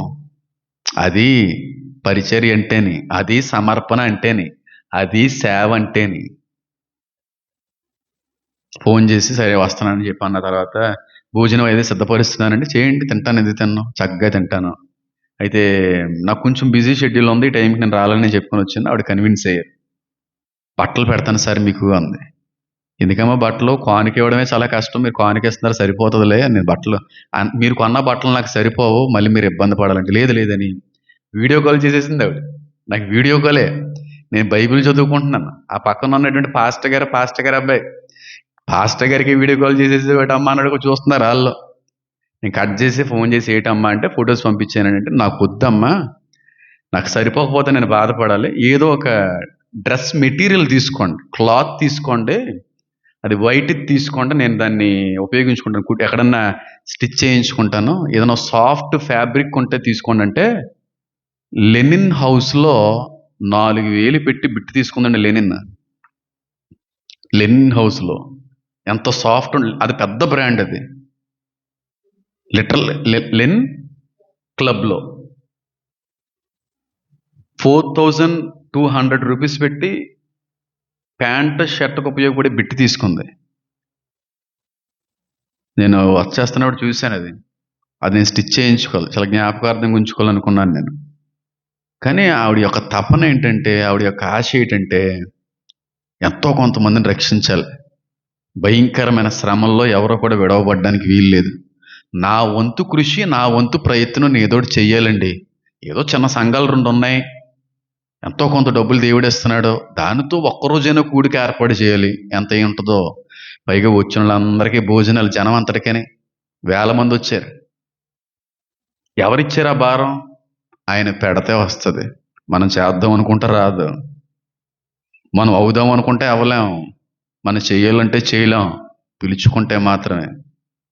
పిలుపు వేరు, ఏర్పాటు వేరు, చూజన్ వేరు, కాలింగ్ వేరు. ఎంత ఆనందం అనిపించిందో తెలుసా? ఆవిడ దగ్గర మీటింగ్ ఏర్పాటు చేసుకోవడానికి కారణం, ముందు పిలిచిన వాళ్ళ పేరు ఇవాంజలిన్, వాళ్ళ భర్త గారి పేరు స్టీఫెన్ పాల్ గోవిందరావు గారు, రియల్ ఎస్టేట్ చేస్తూ ఉంటారు. మీలాంటి సాధారణమైనటువంటి విశ్వాసులు, వాళ్ళ సేవకులు కాదు, వాళ్ళ పాస్టర్లు కాదు, వాళ్ళు ఏమీ కాదు, ఒక సాధారణమైనటువంటి విశ్వాసి. వాళ్ళ భర్త గారు పెద్ద దుర్గాదేవి మాల వేసుకునేవడంలో ఆయన అలవాటు అయిపోయిన వ్యక్తి. 7 సంవత్సరాలు అయిందని మారు మనసు పొంది, ఎప్పటికీ చాలా మంది పురోహితులు ఈయనకు ఫోన్ చేసి, ఏంటి హోమాలు ఏం చేయించట్లేదని అడుగుతుంటారంటే ఎప్పటికని. ఆయన 1 వారం 2 వారాల క్రితం ఎప్పుడో హార్ట్ స్ట్రోక్ వచ్చింది. ఉదయమే వాళ్ళ ఆవిడ గారు ఫోన్ చేసి ఏడుస్తున్నారు, ఏమండి మా ఆయన గారికి హార్ట్ స్ట్రోక్ వచ్చిందండి, డాక్టర్ గారు కష్టం అంటున్నారండి, యేసు నామంలో నిలబడుతున్నాడండి, చూడండి మళ్ళీ మీరు ఫోన్ చేస్తారంటే, 3 రోజున ఫోన్ చేసి 40% మూసుకుపోయినటువంటి గుండె కొట్టుకోవడం మొదలుపెట్టింది. ఈరోజు సజీవమైన సాక్ష్యం. నిన్న అక్కడికి వెళ్ళిన తర్వాత హోటల్లోకి వెళ్ళిన తర్వాత వాళ్ళు వచ్చి మాట్లాడి, ఎలా ఉండేవారు, ఎలా మారిపోయి చచ్చిపోవలసినాను సార్ నేను. దేవుని కృప, మీ ప్రార్థన అండి, మీ ప్రార్థన అన్నప్పుడు దేవుని స్తుతించకుండా ఎలా ఉంటాం? సంతోష్ కుమార్ గారు రక్త విరోచనాలు డాక్టర్లు చచ్చిపోతాడన్నారు. ఆయన కానీ బతికి ఇంటికి రాకపోతే నా చర్చికి రావడం మానేయండి అన్నాను. వాళ్ళ ఆవిడ గారి తెలుసులే ఈ మాట. మంగతయ్యరి గారి కోడలు గారు అర్ధరాత్రి 12:20కి ఫోన్ చేసి, నా కోడలు చచ్చిపోతుంది బాబు, డాక్టర్లు సంతకాలు పెట్టించేసుకున్నారని అంటే, మీ కోడలు ఉదయం తనంతట తాను టిఫిన్ చేస్తుంది, తనంతట తాను బాత్రూమ్కి వెళ్ళి వస్తుందంటే ఉదయం 6:20కి చేసి అదే అత్తయ్య బాత్రూమ్కి వెళ్ళి వచ్చింది ఇడ్లీ తింటుంది బాబు. అది సాక్ష్యం అంటే.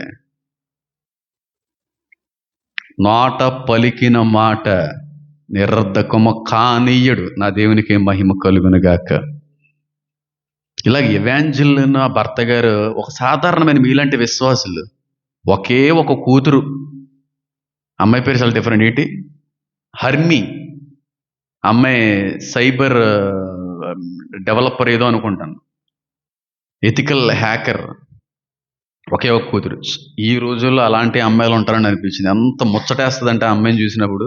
ఒక్క మెసేజ్ నాది మాందంట. నేను ఏమి తింటానో అన్నీ విని మటన్ బిర్యానీ అరేంజ్ చేసేసింది. ఒక ఆయన ఉండేవాడు నటరాజ్ అని, ఆయన కూడా నన్ను పిలిచింది. అన్న మీరు చెప్పినప్పుడు మటన్ బిర్యానీ ఇష్టమని తెచ్చిపెట్టాను అన్న అన్నాడు. ఇవన్నీ ఎలాగే అంటున్నారా, మీకు ఎలా తెలిసినట్టు? మీరు వాకింగ్ చెప్తున్నారు, వాటిని కూడా రాసుకుంటామన్న. మీకు స్వీట్లు అంటే ఇష్టం అని చెప్పి ఏంటి పేరు, హర్మి అనేటువంటి అమ్మాయి, వాళ్ళ అమ్మాయి స్వీట్స్ బిర్యానీ అన్నీ అరేంజ్ చేసి నేను చెప్పిన వాక్యం నాకే చెప్పేస్తుందండి అమ్మాయి. 22 సంవత్సరాల అమ్మాయి, 22 సంవత్సరాలు, తెల్లగా పొడుగ్గా, గుణవతి, సౌందర్యవతి, బుద్ధిమంతురాలు. ఎంత అద్భుతంగా మాట్లాడుతుందంటే, ఇంట్లో వాళ్ళు నాకు మంచి సంబంధం చూడండి, చేయండి పెళ్ళి, మీరే దగ్గర ఉండి చేయాలి అని నాకు అప్పచెప్తే, దేవుడు రాకడొచ్చేస్తుందండి. దేవుడు రాకడొచ్చేస్తుంది, పెళ్ళి అంటారేంటి మీరు? మార్నింగ్ మెసేజ్ చేసింది, నాకు చాలా ఆనందం అనిపించింది. మాకు స్పిరిట్ ఫీల్డ్ మెసేజ్ ఇచ్చి వెళ్ళారు మీరు, చాలా ఆనందం వేసిందండి, నిజంగా మీరు వచ్చినందుకు థ్యాంక్స్ అండి అని చెప్పి ఒక బహుమానం ఇచ్చారు. మీకు అందరికీ చూపిస్తాను ఇప్పుడు. వాళ్ళు సాధారణమైన విశ్వాసులు, రియల్ ఎస్టేట్ చేసుకుంటారు. ఇప్పుడు రియల్ ఎస్టేట్ కూడా పడిపోయింది. చచ్చిపోతాడు అనుకున్న వ్యక్తి దేవుడు అలా నిలబెట్టాడు అనుకోండి. మీకు విషయం తెలుసా, కొన్ని లక్షలు ఖర్చు పెట్టి సాధారణమైన విశ్వాసులు ఇద్దరు అన్యులుండే ప్రదేశంలో కూడిక నన్ను పిలిపించుకొని ఒకరోజు కూడిక ఏర్పాటు చేశారు. అంత దూరం నుంచి వచ్చిన ఖాళీ చేయాలి, మర్యాదస్తులే, మంచి పుష్కలమైన కానుకిచ్చి ఇవన్నీ ఇచ్చి. వాళ్ళు సేవకులు కాదు, సాధారణమైన మీలాంటి విశ్వాసులు. కొన్ని లక్షలు ఖర్చు పెట్టి వచ్చిన వాళ్ళందరికీ భోజనాలు సిద్ధపరిచి, చికెన్ సూపులు సిద్ధపరిచి, చెరుకు రసాలు సిద్ధపరిచి, మేము పెట్టేది దేవుడికి సార్, ఇలాగే పెట్టాలి, దేవుడికి ఏది చేసినా మేము ఇలాగే చేయాలి, దేవుడు మాకు ఇచ్చినా ఇవ్వకపోయినా పర్లేదు, కానీ ఈ రోజున మీరు చెప్పిన వాక్యం ఉందో చూడండి, ఒక్కరైనా రక్షించబడకపోతారా పాస్టర్ గారు, అదండి మాకు ఆనందం అన్నారు సాధారణమైన విశ్వాసులు. సాధారణమైన విశ్వాసుల్లోనే అంత భారం దేవుడు పెడితే, సేవకులుగా ఉన్నటువంటి మాకు ఇంకెంత భారం ఉండాలమ్మా? ఆ భారంతోనే దేవుని రాకడ వస్తుందిరా బాబు, సిద్ధపడండ్రా, మార్పు చెందండ్రా, రక్షించబడండ్రా అని గొంతు ఎండిపోయే విధంగా చెప్తున్నా. అలాగే చెప్తా ఉంటారండి మీరు. అంటే ఏం చేయగలను చెప్పండి? ఎవరో కమెంట్ చేశారు, నవ్వుకున్నాను. అన్న మీరు రాత్రులు ఇంగ్లీష్ సినిమాలు బాగా చూసి పడుకుంటారా అన్న అన్నాడు. అంటే యూఫ్రటీస్ నది దగ్గర ఇద్దరు బంధింపబడిన దేవదూతలు బయటకు వచ్చి 270 మంది, కోట్ల మంది చంపారంటే సినిమాలాగా అనిపించింది వాళ్ళకి. ప్రకటన గ్రంథంలో ఉంది 9వ అధ్యాయంలో. సినిమాలు చూస్తారా అన్న అన్నాడు. నవ్వుకున్నాను నేనంతే. నవ్వుకోవడంతో పాటుగా బాధపడ్డాను కూడా. అయ్యో తెలియక పాపం మాట్లాడుతున్నారు ఆ విధంగా. నేను ఇప్పుడు చెప్తున్నాను చూడండి, గొంతంతా ర్యాప్చర్ అయిపోయింది, గొంతంతా మంట వచ్చేస్తుంది. కొంతసేపట్లో మళ్ళీ రాజమండ్రిలో మళ్ళీ మీటింగ్ వెళ్ళాలి. ఏంటో ఒక్కరికైనా మారకపోతారా, ఒక్కరైనా రక్షించబడకపోతారా? ఒక ఆశ. చివరి దినాలకు వచ్చేటప్పటికి తన బిడ్డల మీద నా ఆత్మను కుమ్మరిస్తా అన్నాడు దేవుడు. చూడండి, సాధారణమైన విశ్వాసులు ఎంత ఆత్మపూర్ణులే ఆ భారాన్ని ఎత్తుకొని ఆ కార్యాన్ని జరిగిస్తున్నారు. విజయనగరం సంస్థానానికి సంబంధించినటువంటి బ్లడ్ లైన్ నుంచి వచ్చింది ఆ ఎవాంజలిన్ అనే వ్యక్తి. రాజులు వాళ్ళ పూర్వీకులందరూ రాజులు. మీరు ముందు వచ్చుంటే మా సంస్థానం అంతా చూపిద్దామంది అంటున్నారు. అప్పుడు వాళ్ళ అమ్మాయి చెప్పింది, ఏమండి పాస్టర్ గారు, అక్కడ దయ్యం కూడా తిరుగుతుంది అంటున్నారండి అని. బాగానే రాలేదు బాబు, నేను ముందుగా అనుకున్నాను. భయం వేసి కదలేదు, దయ్యాల మధ్యన బతికేవ్వండి, దయ్యాలంటే ఎందుకు భయపడతాను? సరదా కోసం అంతే. మేము ఇలాగా పల్లం అండి సూర్యవంశస్థులు మేము. మన కెనడా నుంచి కూడా ప్రభాస్ గారి యొక్క దగ్గర బంధు సమీపస్తులు వారు సూర్యవంశస్థులే. చాలా అద్భుతమైన సాక్ష్యాలు. ఆవిడ కూడా పెళ్లి చేసుకోలేదు, 53 సంవత్సరాల కెనడా వ్యక్తి. బంధువులు వెలేసేసారు దేవుణ్ణి నమ్ముకున్నందుకు. ఎందుకు చేస్తున్నారు ఇదంతా అంటే రక్షణ విలువ తెలిసిన వాళ్ళు, క్రీస్తు తప్ప మరొక దేవుడు లేరని తెలుసుకున్న వ్యక్తులు. చెప్పే మాటల్లో లోకానికి ఎలా ఉంటుందో తెలుసా? వెర్రితనముగా ఉంటది. సిలువును గూర్చిన వార్త నశించుచున్న వారికి వెర్రితనం. పిచ్చిగా ఉంటాయి మన మాటల్లో, నశించిపోయే వాళ్ళకి నిజంగా అనిపించవయి. చూడండి, ఒక సాధారణమైనటువంటి విశ్వాసులు, ఎవాంజలిన్, స్టీఫెన్ పోలో, సాధారణమైన చిన్న సావుకురాలు నిర్మలమ్మ. మీరు చేసే పరిచయం గొప్పది, మీ సేవ గొప్పది, మీ భారం గొప్పది, అన్నీ చాలా చాలా విషయాల్లో అప్రిషియేట్ చేశారు. హోటల్కి కొంతమంది ఎవరిని రానివ్వకండి, అవుటర్స్ ఎవరిని రానివ్వకండి, గెస్ట్లు ఎవరిని తీసుకురాకండి, దయించి నాకు కొంచెం ఇబ్బందిగా ఉంటుందంటే వాళ్ళు ఒప్పుకున్నారు. కానీ 2 ఫ్యామిలీస్ని మాత్రం విజయనగరంలో వాళ్ళు చాలా రిచెస్ట్ ఫెలోస్, మంచి సాక్ష్యం పొందుకున్న వాళ్ళు, కుసుమంచి బట్టల షాపులకి అధినేతలు వాళ్ళు వచ్చారు. వాళ్ళు ప్రార్థన చేయించుకున్నారు. నాకు తెలియదు, వాళ్ళందరూ దేవుణ్ణి నమ్ముకోలేని వ్యక్తులే. వాళ్ళు వింటా ఉంటారంట, అన్న మీరు నరకం కోసం చెప్పారు, ఆ పార్ట్ చూసి నాకు భయం వేసి చూడడం మానేశానన్న మీద అందావిడ. వాళ్ళ అమ్మాయి పేరు ఏంటి? మృది. నువ్వు వచ్చేస్తా మా ఇంటికంటే వచ్చేస్తానంది ఆ పిల్ల. ఎంత పిల్ల, పెద్ద పెద్దవాళ్ళు ఇద్దరు 2 ఫ్యామిలీస్ మాత్రం వచ్చి ప్రార్థన చేయించుకొని వెళ్ళారు. అప్పుడు ఈ అమ్మాయి పేరు హర్మి అనేటువంటి అమ్మాయి, ఎవాంజలిన్ అనేటువంటి అమ్మాయి, మీకు సర్ప్రైజ్ గిఫ్ట్ ఇస్తున్నాను పాస్టర్ గారు అని చెప్పి పెద్ద గిఫ్ట్ తెచ్చిచ్చింది. ఆ భారం వాళ్ళ గొప్ప వాళ్ళు, చాలా మంచి పరిచయం చేస్తున్నారు. ఏంటమ్మా అని అడిగితే చాలా చాలా ఇచ్చారు. నేను స్వీట్లు అంటే ఏ తయారు చేశారు, ఏయో మళ్ళీ కానుకలు ఇచ్చారు, ఇవన్నీ ఇవ్వడంతో పాటు పెద్ద గిఫ్ట్ ఇచ్చారు. మీరు చాలా సర్ప్రైజ్ అవుతారు, మీరు చాలా సర్ప్రైజ్ అవుతారు అని అన్నారు. ఏటా సర్ప్రైజ్ అని చెప్పి అప్పుడే హోటల్లోకి వచ్చి కూర్చున్నాను. ఓపెన్ చేస్తే నిజంగానే సర్ప్రైజ్ అయిపోయాను. ఎందుకు తెలుసా? నా జీవితంలో ఈ రోజుకి కూడా బాధపడేటువంటి ఏకైక విషయం ఒకటే, ఇది ఒక్కటి జరుగుంటే బాగుండని ఇప్పటికి కూడా దేవుడి దగ్గర నేను ఏడుస్తూ ఉంటాను, కోరుకుంటూ ఉంటాను. ఎందుకంటే నేను ఎప్పటికైనా సేవకుడిని అవుతాను అనే విశ్వాసంతో ఎదురు చూసిన ఏకైక వ్యక్తి ఎవరు ఉన్నారంటే పాస్టర్ పారాసామ్యులు గారు, మా తాతయ్య గారు. ఆయన ఒక్కరోజు నన్ను సేవకుడిగా చూసి చచ్చిపోయినా బాగుండు అని కోరుకుంటాను. ఇప్పటికీ ఏడుస్తుంటాను దానికోసం. ఒక్కరోజైనా సరే ఆయన కోరిక నెరవేరింది, ఆయన ఆశను దేవుడు తీర్చాడు, ఒక్కరోజు సేవకుడిగా నన్ను చూసి ఆయన దేవుని సన్నిధికి వెళ్ళిపోయినా బాగుండే అని కోరుకుంటా ఉంటాను, బాధపడతా ఉంటాను. ఆయన ఈరోజు బతుకుండి ఉండుంటే, నేను వాక్యం చెప్తుంటే ఆయన పక్కన చూసి ఎంత ఆనందిస్తూ ఉంటాడని ఊహించుకుంటా ఉంటాను. అవి కలలు మాత్రమే మిగిలిపోతాయి, కలలుగానే మిగిలిపోతాయి, ఆశలుగానే మిగిలిపోతాయి అని అనుకున్నాను.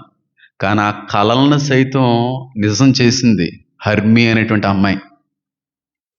ఏ విధంగా చేసిందంటే, అమ్మాయి ఈ సాఫ్ట్వేర్ మీద, ఈ హ్యాకర్ సైబర్ మీద మంచి పట్టున్న వ్యక్తి ఏమో ఒక పెద్ద ఏమంటారు దాన్ని, ఫ్రేమ్ తయారు చేసి ఇచ్చిందండి.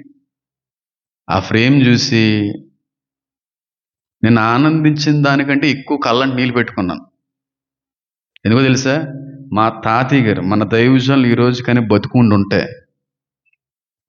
ఎలా ఉండునో అలాంటి ఫ్రేమ్ చేసి ఇచ్చింది. చాలా ఆనందం అనిపించింది. ఒకసారి ఆ ఫ్రేమ్ ఇలా తీసుకురండి. ఆ ఫ్రేమ్ మీ అందరికీ చూపించాలని. ఒక నిమిషం, దీనికంటే ముందు గుంటూరు వెళ్ళాను నేను. ఒక అబ్బాయికి చెవులు వినబడో, మోగోడు, నాలుక ఉండదు అబ్బాయికి.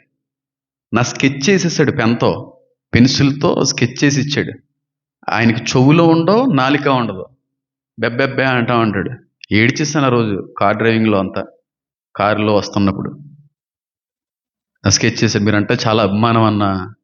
అభిమానం అని కాదు, అభిమానం అంటూ ఉండొచ్చు, కానీ ఆయన తప్పన అంతగా గనపరచకూడదంటే వాళ్ళు చెప్పాను, పిచ్చండి బాబు ఇక్కడ ప్రాంతీయ ప్రజలు మీరు అంటే అని చెప్పుకొని వచ్చారు. తర్వాత అప్పుడు ఎంత ఆనందించినప్పుడు అంతకంటే ఎక్కువ ఆనందిస్తున్నాను. అమ్మాయి క్రియేట్ చేసినటువంటి ఆ ఫ్రేమ్ ఒకసారి తాతయ్య గారు ఉండుంటే ఇది జరుగుతుంది. ఆయన పక్కన కూర్చున్నట్టు, ఆయన మీద నేను చేసినట్టు, నేను బైబిల్ పట్టుకున్నట్టు. ఎంత అద్భుతమైన క్రియేటివిటీ అంటే చూడండి, ఎంత రియలిస్టిక్గా చేసింది ఆ అమ్మాయి. ఎంత రియలిస్టిక్గా. నాకు ఇప్పటి వరకు చాలా బహుమానాలు వచ్చినాయి, కానీ ఈ బహుమానం మాత్రం చాలా స్పెషల్. అమ్మాయి అంతటా అమ్మాయి తయారు చేసి, మీ తాతయ్య గారు అంటే మీకు చాలా ఇష్టం, మేము విన్నానండి చాలా సందర్భాల్లో. ఈ ఫోటోలు ఎక్కడ సంపాదించావంటే నేను హ్యాకర్నండి అంది. నా ఫోన్ కూడా హ్యాక్ చేసావా అన్నాను. లేదు లేదు లేదు. ఎంత రియలిస్టిక్గా ఉందో చూడండి, ఎంత రియలిస్టిక్గా, ఎంత జెన్యున్ పర్సన్ అంటే హర్మి. వాళ్ళ పేరెంట్స్ కూడా అంత జెన్యున్ ఫెలోస్. ఎంత భయము, ఎంత భక్తి అంటే, దేవుడు అంటే ఎంత పిచ్చి అంటే అంత పిచ్చి. ఇద్దరు కూడా అన్ని కుటుంబం నుంచి వచ్చిన వాళ్ళే. కానీ ఒకటి గమనించాను, ఏంటో తెలుసా? చిన్నప్పటి నుంచి క్రైస్తవ కుటుంబంలో పుట్టి పెరిగినోళ్ళ కంటే కూడా మధ్యలో దేవుని తెలుసుకుని వచ్చి ముందుకెళ్తారు చూడండి, వాళ్ళు చేసిన భక్తి మన భక్తికి సాటి రాదంటానండి. మనం సరిపోం వాళ్ళతో. పుట్టుక నుంచి కూడా క్రైస్తవ కుటుంబంలో నుంచి వచ్చిన వారు చేసిన భక్తి కంటే మధ్యలో దేవుణ్ణి తెలుసుకుని చేసేటువంటి భక్తి చాలా గొప్పగా కనబడుతుంది. నేను చూసినంత వరకు చాలా నాణ్యమైన భక్తి చేస్తున్నారు, చాలా భయంతో కూడిన భక్తి చేస్తున్నారు. కానీ క్రీస్తులో పుట్టి క్రైస్తవ కుటుంబంలో పెరిగిన వ్యక్తుల యొక్క భక్తి ఎందుకు సరిపోదు అనుకుంటున్నాను. అన్యుల యొక్క భక్తి చూస్తే అందరిలోనే భారం కనబడుతుందండి. అందరిలోనే భారం. అన్న మీరు ప్రయాసపడుతున్నారు, భారం ఎత్తుకున్నారు, బాధ్యతగా పనిచేస్తున్నారు. ఏమీ లేనోళ్ళు చేతిలో కానుకలు పెట్టి ఉంచండి ఉంచండి అంటే, ఏమన్నా చిన్న చిన్న కానుకలు అంటే చిన్నవి కూడా కాదు. ఓపెన్ చేసిన తర్వాత ఎందుకు అంత పెద్ద కానుక ఇచ్చారని ఏడవడం తప్పే చేసేది ఏమీ లేదు. ఉంచండి అన్న, ఉపయోగించండి అన్న, ప్రతి ఒక్క రూపాయి కూడా ఫలింపిస్తుందన్న ఇలాంటి నమ్మకమైన సేవ చేసేవాళ్ళు. అలా చిన్న చిన్న బేదలు వీళ్ళందరూ ఇస్తున్నప్పుడు చాలా కొన్నిసార్లు బాధ, కొన్నిసార్లు సంతోషం. అందరికీ భారం పెరిగింది, అందరికీ బాధ్యత పెరిగింది. అందరూ దేవుని యొక్క రాకడికి సిద్ధపడుతున్నారు. ఇందుకు నువ్వు సిద్ధపడ్డావా లేదా? అన్యులు సిద్ధపడుతున్నారు, వాక్యాన్ని బట్టి కట్టబడుతున్నారు. ఎంతోమంది బాప్తీసాలు పొందుకుంటున్నారు వాక్యాన్ని బట్టి. నాకు మెసేజ్ చూశాను, చాలా మెస్మరైజ్ అయ్యాను. మొత్తం ఫ్యామిలీ అంతా మారిపోయిందంట, కేవలం వాక్యం విని. మన దగ్గర వాక్యం విని ఫ్యామిలీ బ్యాప్టిజం పొందేసుకున్నారంట. మొత్తం హిందూ ఫ్యామిలీ కేవలం వాక్యం ద్వారాగానే మారిమ్మ. మరి మీరు ఎంతకీ మారారా? మీరు సిద్ధపడ్డారా? ఒకసారి పరిశీలించుకోండి, పరీక్షించుకోండి. వాక్యం సెలవిస్తూ ఉంది, సకల జనముల సాక్ష్యార్థమై లోకమందంతటా కూడా సువార్త ప్రకటింపబడును, అట్టి తర్వాత అంతము వచ్చును. సువార్త చివరి వరకు ప్రకటించబడుతుంది. కానీ ఆ శ్రమల్లో, ఆ ఉగ్రతలో, ఆ బాధల్లో, ఆ ఇబ్బందుల్లో నీవు దేవుని తెలుసుకోవడం అంత అవసరం అంటావా? ద్వారాలు తెరవబడినప్పుడే, వీలు ఉన్నప్పుడే సువార్త వింటే ఎంత ఆనందం అది. చూడండి, మైకులు ఇవి తీసేశారు. ఇప్పుడు బయట మైకులే పెట్టడానికి లేదు. హిందూ దేవాలయాలనే, క్రైస్తవ దేవాలయాలను తీసేశారు. ముందు రోజుల్లో అసలు బహిరంగ కూడికలే లేకపోతే ఇంక సువార్త ఇంకేముంటుంది? ఎంత వీలు, ఎంత అవకాశం ఉంది. ముందు రోజుల్లో సువార్త ఛానల్స్ తీసేస్తే, సువార్త చేసుకునేటువంటి మందిరాలు తీసేస్తే వచ్చేసిన చట్టాలు చాలా వరకు. వాడు వచ్చిన తర్వాత ఇంకా ఎక్కువైపోతాయి. ఇవన్నీ కూడా కళ్ళ ముందు కనబడుతున్నప్పుడు మనకి గుర్తు రావాల్సిన ఏకైక విషయం ఏంటో తెలుసా? రానయ్య ఉన్నవాడు ఆలస్యము చేయక త్వరగా. 11వ రాకడి సూచన కూడా నెరవేరుతూనే దాన్ని అపార్థం చేసుకున్నారంతే. ఇప్పుడు సువార్త అనేది టు ద ఎండ్, చివరి వరకు అనడలేదైనా. ఆకాశము భూమి అయినా గతించిపోద్దేమో కానీ నా నోటి మాట ఎన్నటెన్నటికి, అంటే ఆకాశం భూమి గతించిపోయే వరకు కూడా ఆయన నోట నుంచి వచ్చిన మాట ఏమవుతూ ఉంటుంది? ప్రజ్వలిస్తూనే ఉంటుంది. సువార్త ఆగదు. టు ద ఎండ్ వరకు సువార్త ప్రకటించబడుతుంది. ఇద్దరు సాక్షుల దగ్గర చాలా విషయాలు చెప్పాను కదా. దీన్ని బట్టి మీకు చాలా విషయాలు నేర్చుకున్నారని నేను అనుకుంటున్నాను. కాబట్టి 12వ రాకడి గుర్తులో కూడా కొన్ని అద్భుతమైన విషయాలు మీతో పంచుకుంటాను. కళ్ళు మూసుకుందాం, ప్రార్థన చేసుకుందాం.